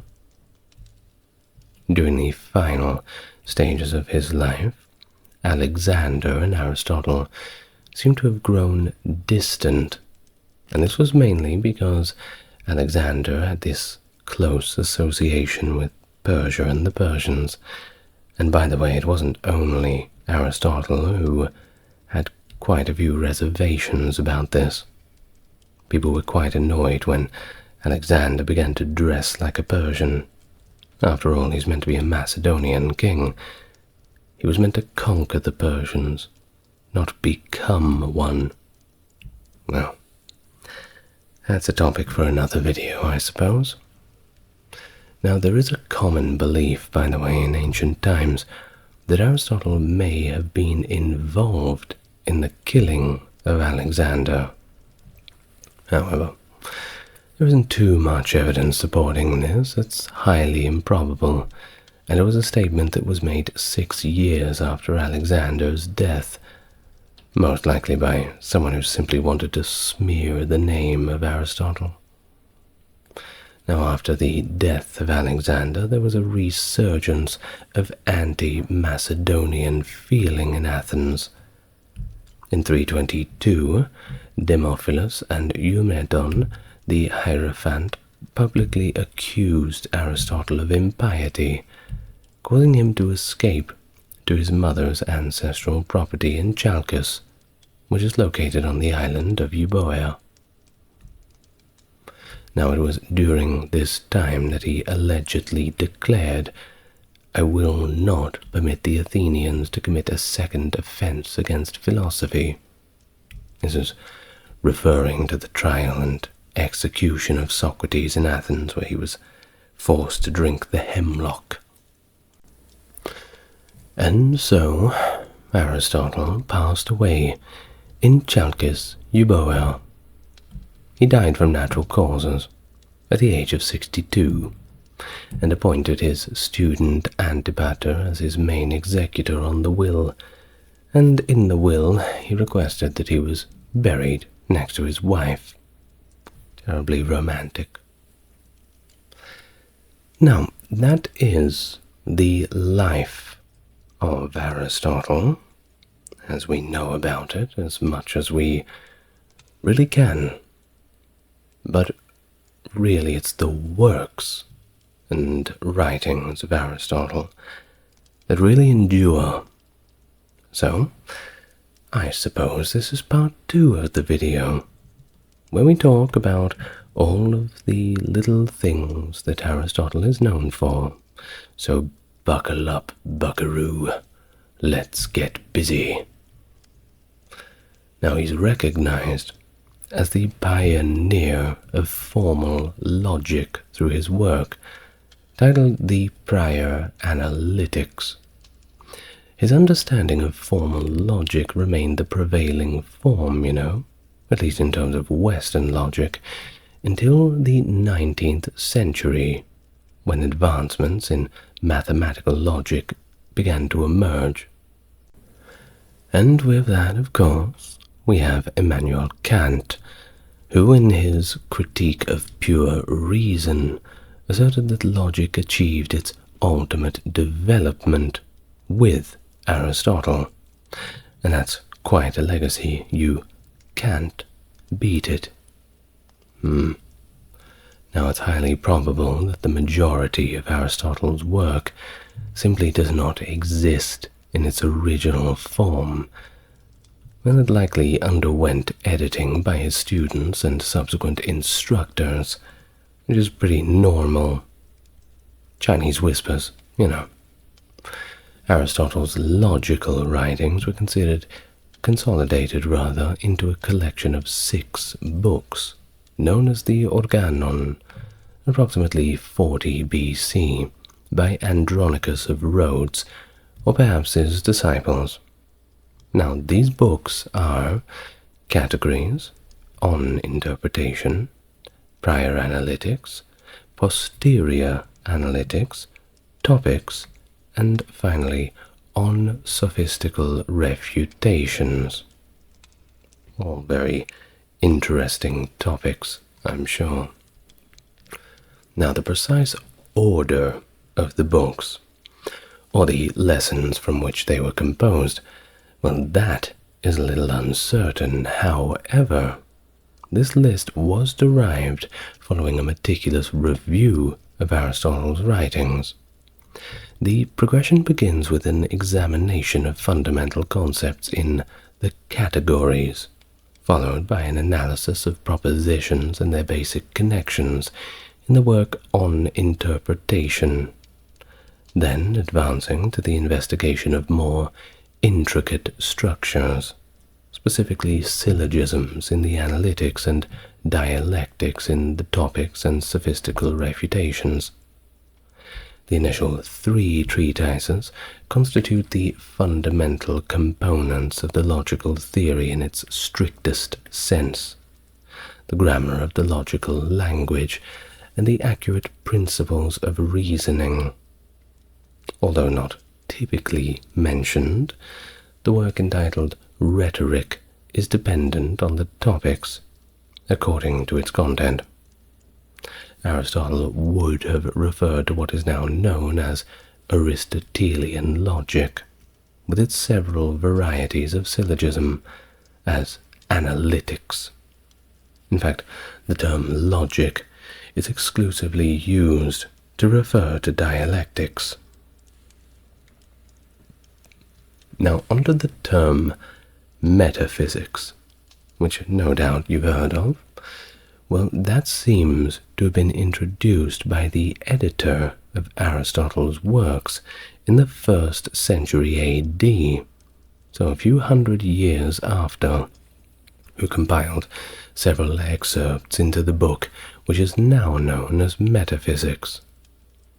Aristotle referred to it as first philosophy, and separated it from mathematics and natural science, or physics, as contemplative philosophy, that is, theological, and focuses on the study of the divine. And in his work, Metaphysics, he penned the following statement, and I quote, "If there were no other independent things besides the composite natural ones, the study of nature would be the primary kind of knowledge. But if there is some motionless independent thing, the knowledge of this precedes it, and is first philosophy, and it is universal in just this way, because it is first, and it belongs to this sort of philosophy to study being as being, both what it is and what belongs to it, just by virtue of being." End of the work from Metaphysics, or rather the quote from the work Metaphysics. Now, speaking a little bit more about this work in particular, and specifically Book 7, Aristotle explores the notions of substance, or in Greek, ousia, and essence, that is, the what it was to be. He ultimately suggests that a specific substance is a composite of both matter and form, a philosophical doctrine known as hylomorphism. Now, in the following book, that being Book 8 of Metaphysics, he differentiates the substance's matter as the substratum, which refers to the material from which it was made. Now, for instance, and just a bit of an example, the matter of a home refers to the physical components that it's made of. So we're talking the bricks and the stones, the foundation, and all the timber that make up the potential of the house. But, on the other hand, The form of the substance refers to the actual house itself, which includes features like a covering for bodies and chattels, and any other distinguishing characteristics that allow us to classify something as the completed form of a house. Are you following? You understand? I know it's hard to follow sometimes, but we're doing our best. Let's bravely continue on, shall we? Now, the formula that determines the components is the account of the substance, whereas the formula that determines the distinguishing characteristics is the account of the essence. So think about the substance of something and the essence of something. Yeah, I'm tapping my right temple with my index finger as we go through this. Now, similar to his teacher Plato, Aristotle's philosophy is oriented towards the universal. Now, in Aristotle's ontology, the universal, or katholu in Greek, is situated within individual particulars, which are tangible entities in the world. But in terms of Plato, on the other hand, he believes that the universal exists as a distinct form that the real thing strives to replicate. Aristotle considers this form, in quotation marks, to be the fundamental basis of phenomena, and that is all phenomena, although it is specifically manifested in a particular substance. Now back to Plato, because of course we have to understand the teacher of Aristotle, the tree from which the apple fell from, if you want to put it that way. Well, Plato suggests that all entities possess a universal essence, which might manifest as either a characteristic or a connection to other entities. For example, when observing a banana, okay, one perceives its physical presence, but can also scrutinize its shape. So within this differentiation there exists a specific instance of a banana and a general archetype of a banana. Now that's appealing. Furthermore, it is possible to position a banana adjacent to a book, allowing for the description of both objects as being in close proximity to one another. Now, Plato contended that there were certain universal forms that are distinct from individual entities. It is conceivable that there may not be any specific instance of goodness, but the concept of good still holds a valid universal form in general. But Aristotle had a bit of a contrasting view to Plato, contending that all general concepts are manifested at some point in time, and that there are no general concepts that exist independently from actual objects. Furthermore, Aristotle held a contrasting viewpoint to Plato regarding the placement of universals. You see, while Plato argued that the forms exist independently from the objects that embody them, Aristotle believed that the universals are inherent in each individual object that possesses these universals. In fact, according to Aristotle, the essence or nature of a banana resides within each individual one, rather than in the separate realm of ideal forms. Think about this. These are conversations people were having 2,500 years ago. It's incredible that people were thinking about this sort of thing back then. Absolutely marvelous. If that doesn't get you excited, just go watch some Minecraft videos or something. I don't know what to tell you. Now, it's not all so dry. Of course, there's practical philosophy too. And Aristotle was certainly, as much as anybody else, looking into that, just as relevant and, dare say, just as complicated. Or perhaps it's incredibly simple. Maybe it's a bit of both. Now, in terms of the practical philosophy, we're talking things like economics, ethics, politics, and rhetoric.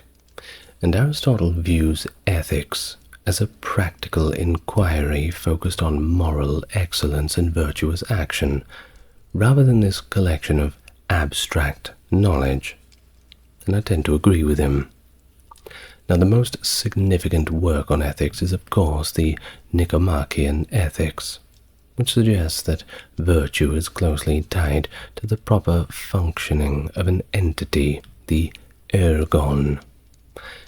For example, a pretty bare bones one, the virtue of the hand lies in its ability to touch, which is its primary function. The virtue of the lungs lies in their ability to breathe, the tongue to taste, the eyes to see, the ears to hear.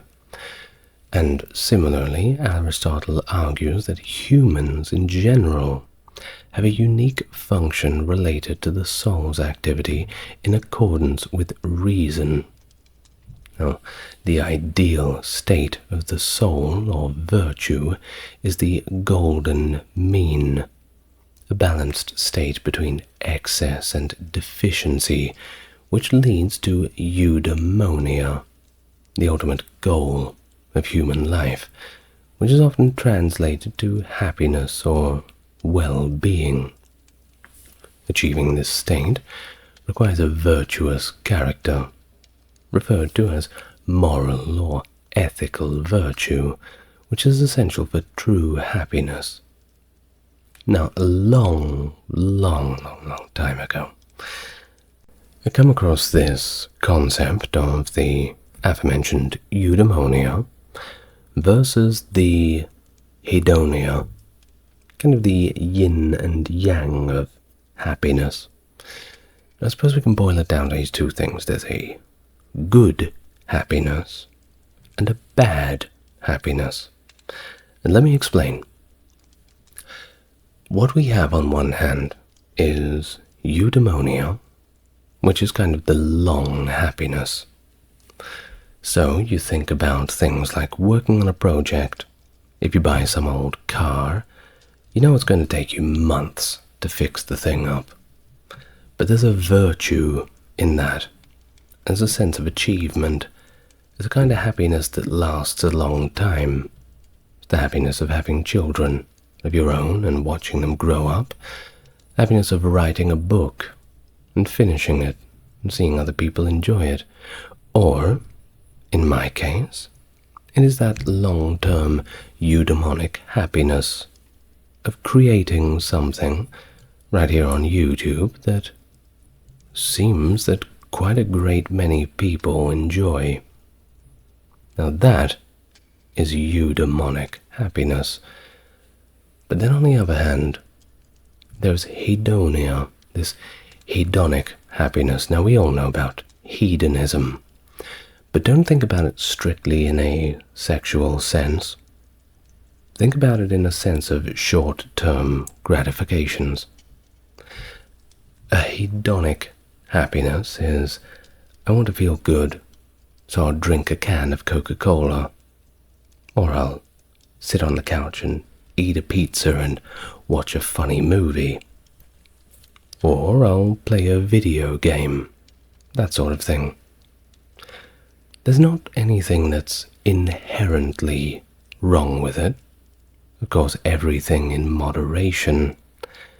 However, this is not long-term sustainable happiness. Sometimes it's okay to sit on the couch, eat a pizza, and watch a movie, that's fine. But if you're doing that every night, if you're doing that to such an extent that your happiness is hinging upon it, these short-term bursts, well then you're going to end up having a life that isn't very virtuous. and you're going to end up feeling unfulfilled. There's nothing left at the end of the day for you to look at. Once the screen turns off, it's all gone. Same as the video game. That character evaporates into thin air. Gone forever. You may go back into that virtual world and feel like a hero to get that hedonic shot of happiness. That modern version of our soma, like they described in Aldous Huxley's work Brave New World. But, like I said, it's not as fulfilling as this long-term eudaimonia. So, find something that you will be proud of when you complete. Something long-term, a goal to work towards, something to strive for. Go to the gym, write a book, learn a musical instrument, go and travel. Look back on things in 10 years' time. Think of your grandchildren asking you, "What are you doing back when you were my age?" Don't tell them that you were sitting on the couch eating pizza, watching TV. Now anyway, that little rant is over. And back to Aristotle. It's a relevant rant. A short detour. So in terms of Aristotle, he believed that developing virtuous and a potentially joyful character begins with this fortunate exposure to external influences. Now that's such as teachers and life experiences, and all of this comes together to shape a person's habits. This is followed by this conscious choice to engage in morally commendable actions.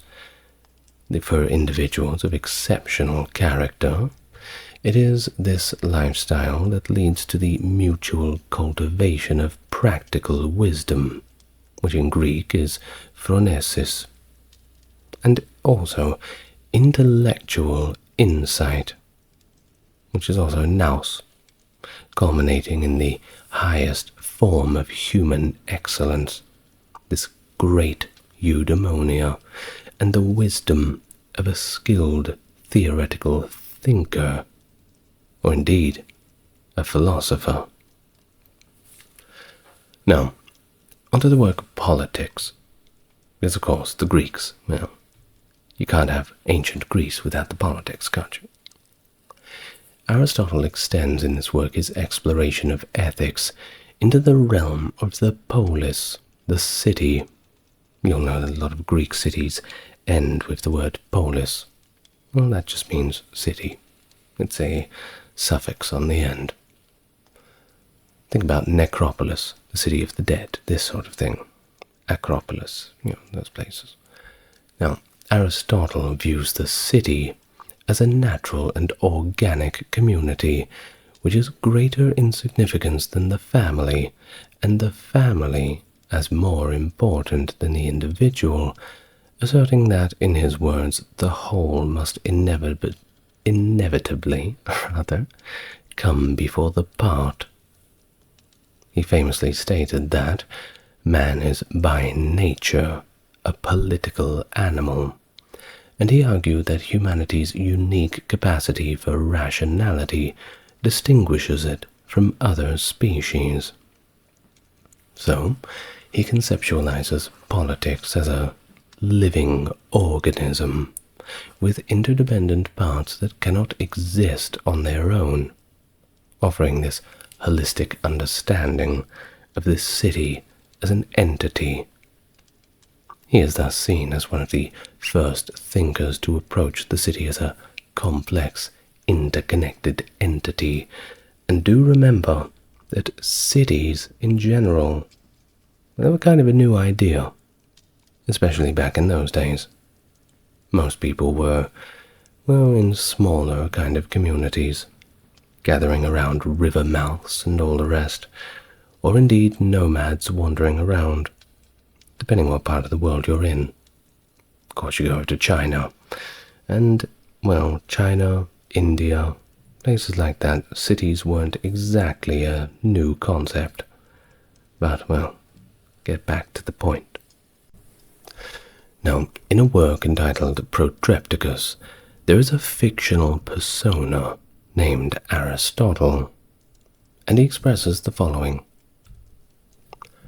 For we all agree that the most excellent man should rule, the supreme by nature, and that the law rules above and alone is authoritative. But the law is a kind of intelligence, i.e. a discourse based on intelligence. And again, what standard do we have? What criterion of good things that is more precise than the intelligent man? For all that this man will choose, if the choice is based on knowledge, are good things and their contraries are bad.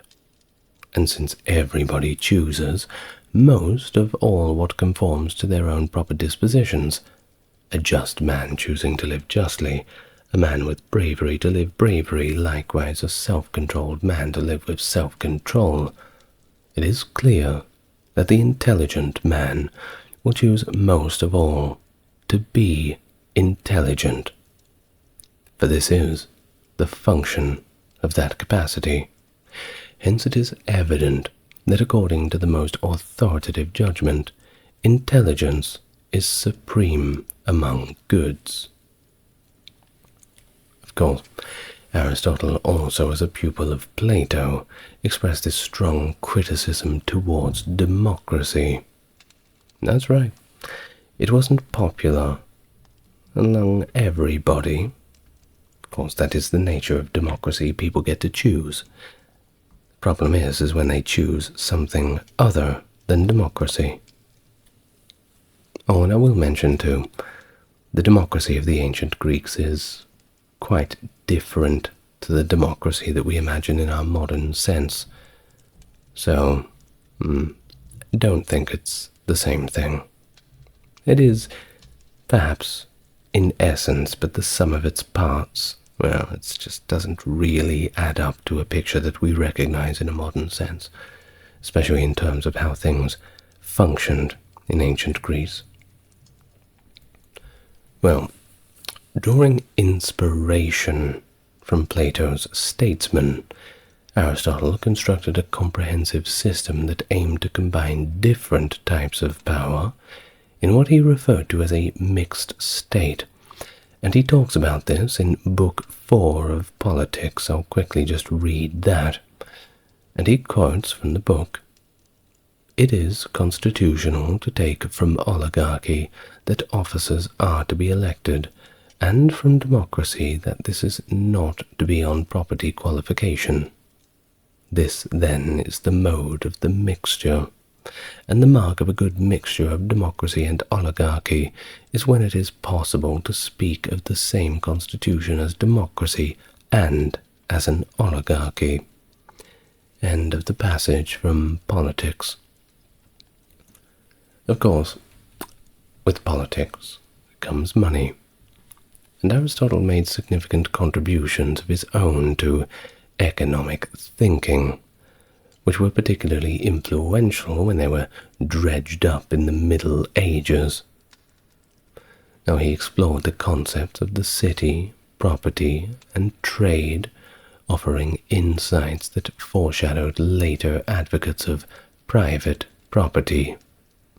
In fact, he argued that while communal arrangements might seem beneficial, and private property is often blamed for social conflict, these issues actually stem from human nature in general, rather than the institution of private property itself.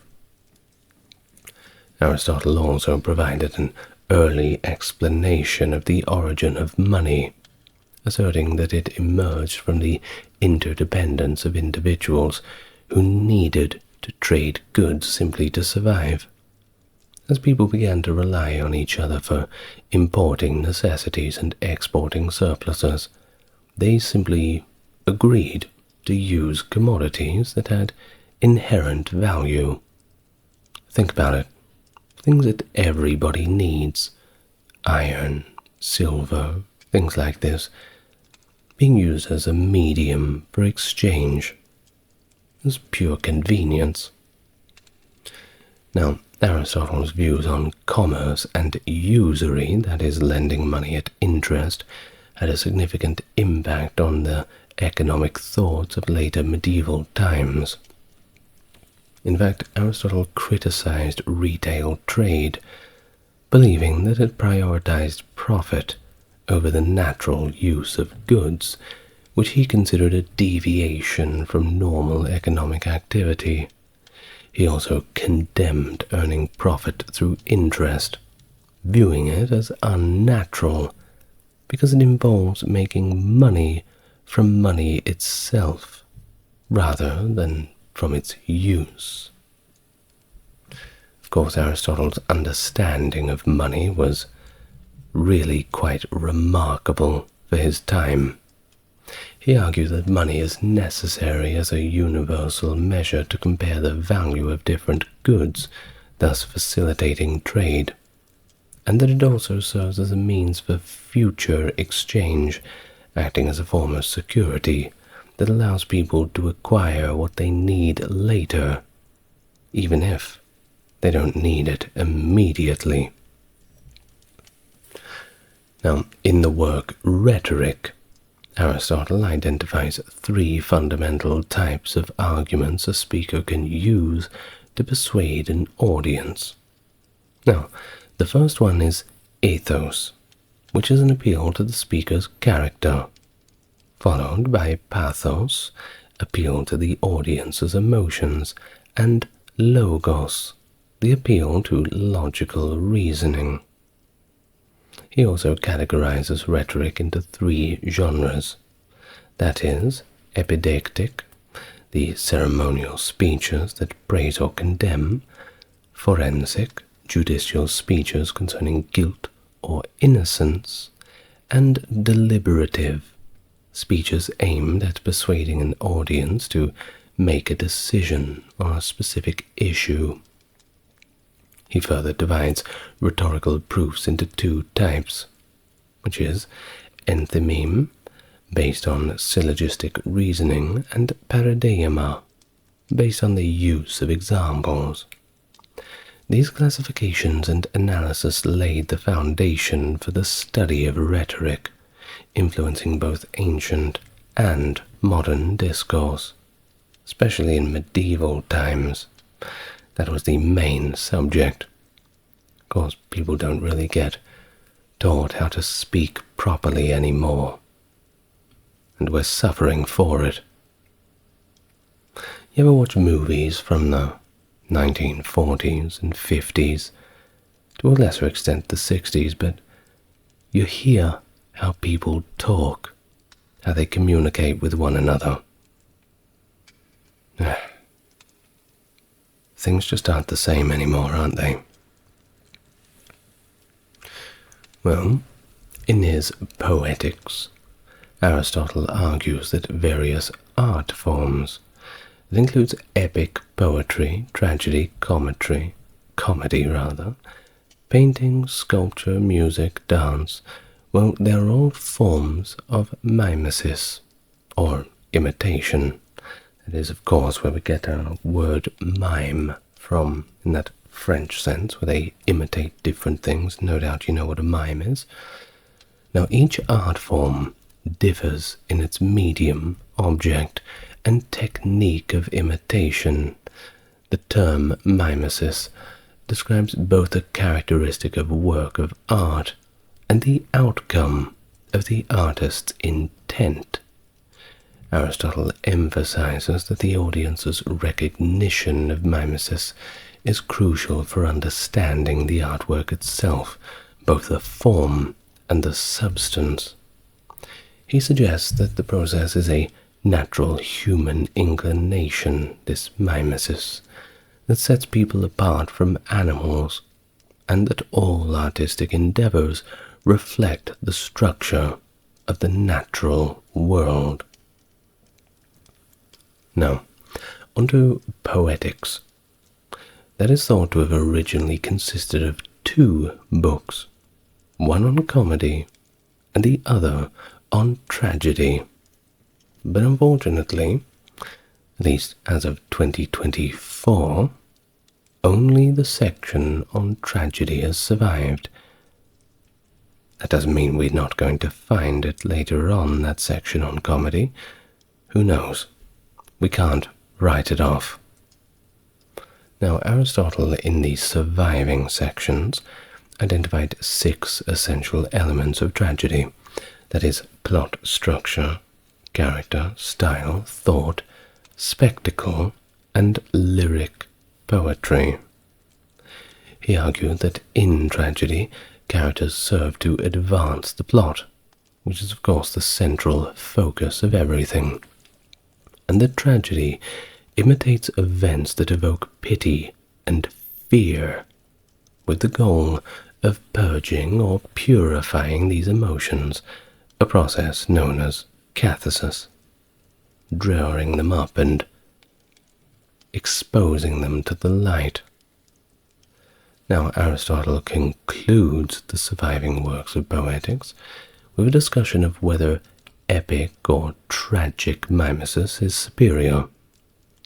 And he suggests that tragedy, which contains all the elements of an epic but also includes features like spectacle and music, is in fact more unified and achieves its mimetic purpose within a shorter time frame, making it potentially, in his opinions, superior to epic poetry.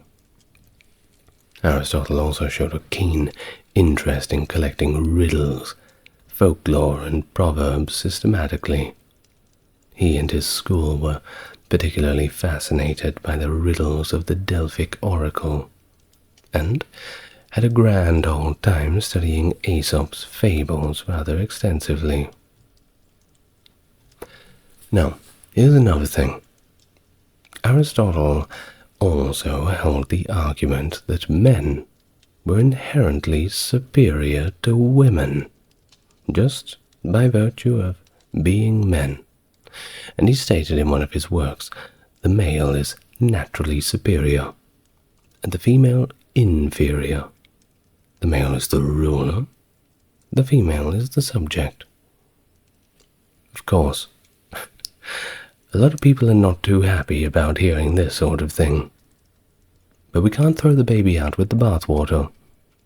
Just because somebody has one bad opinion, or, indeed, only the bad opinions are bad because you disagree with them, you can't just throw everything out that they say. So this isn't some kind of, I don't know, hashtag cancel Aristotle sort of thing, but it's something that we do have to mention. Now, it's a viewpoint that has drawn significant criticism from, well, modern metaphysicians who accuse Aristotle of misogyny and sexism, but I don't think we're really going to go down that route. And either way, despite all these views, Aristotle did acknowledge the importance of women's pleasure, equating it of that to men, and in his rhetoric he stated that factors contributing to happiness should be present in both genders. Additionally, just like other Greek philosophers, such as Plato and Xenophon, Aristotle opposed homosexuality, believing it could lead to moral corruption, as it was contrary to the natural order of things.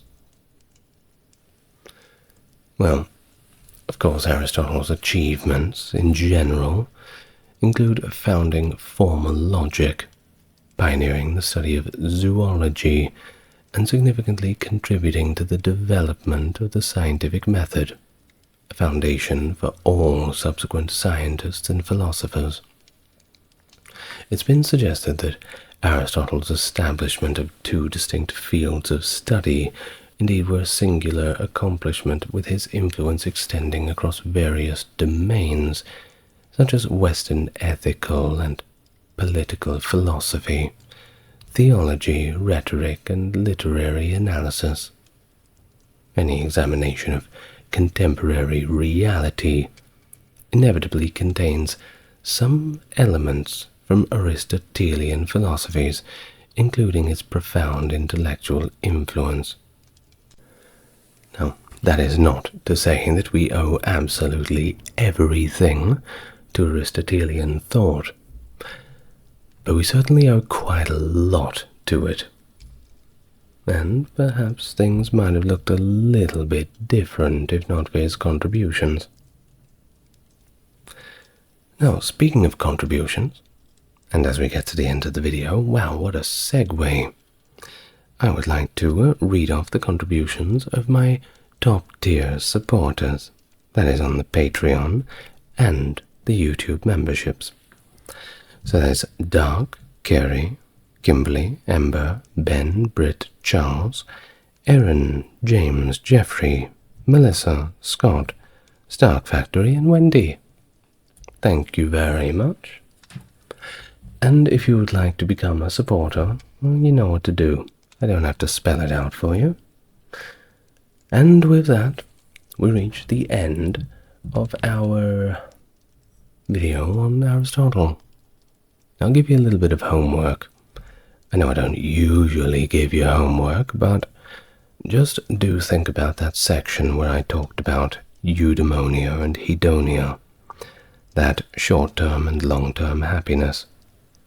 Try to think of a few eudaimonic things that you could have in your life, and try and think of a few hedonic behaviors that you could perhaps not get rid of, but dial back a little bit. After all, we're all human beings. Good night, everyone. Lots of love to you all, and I'll see you tomorrow.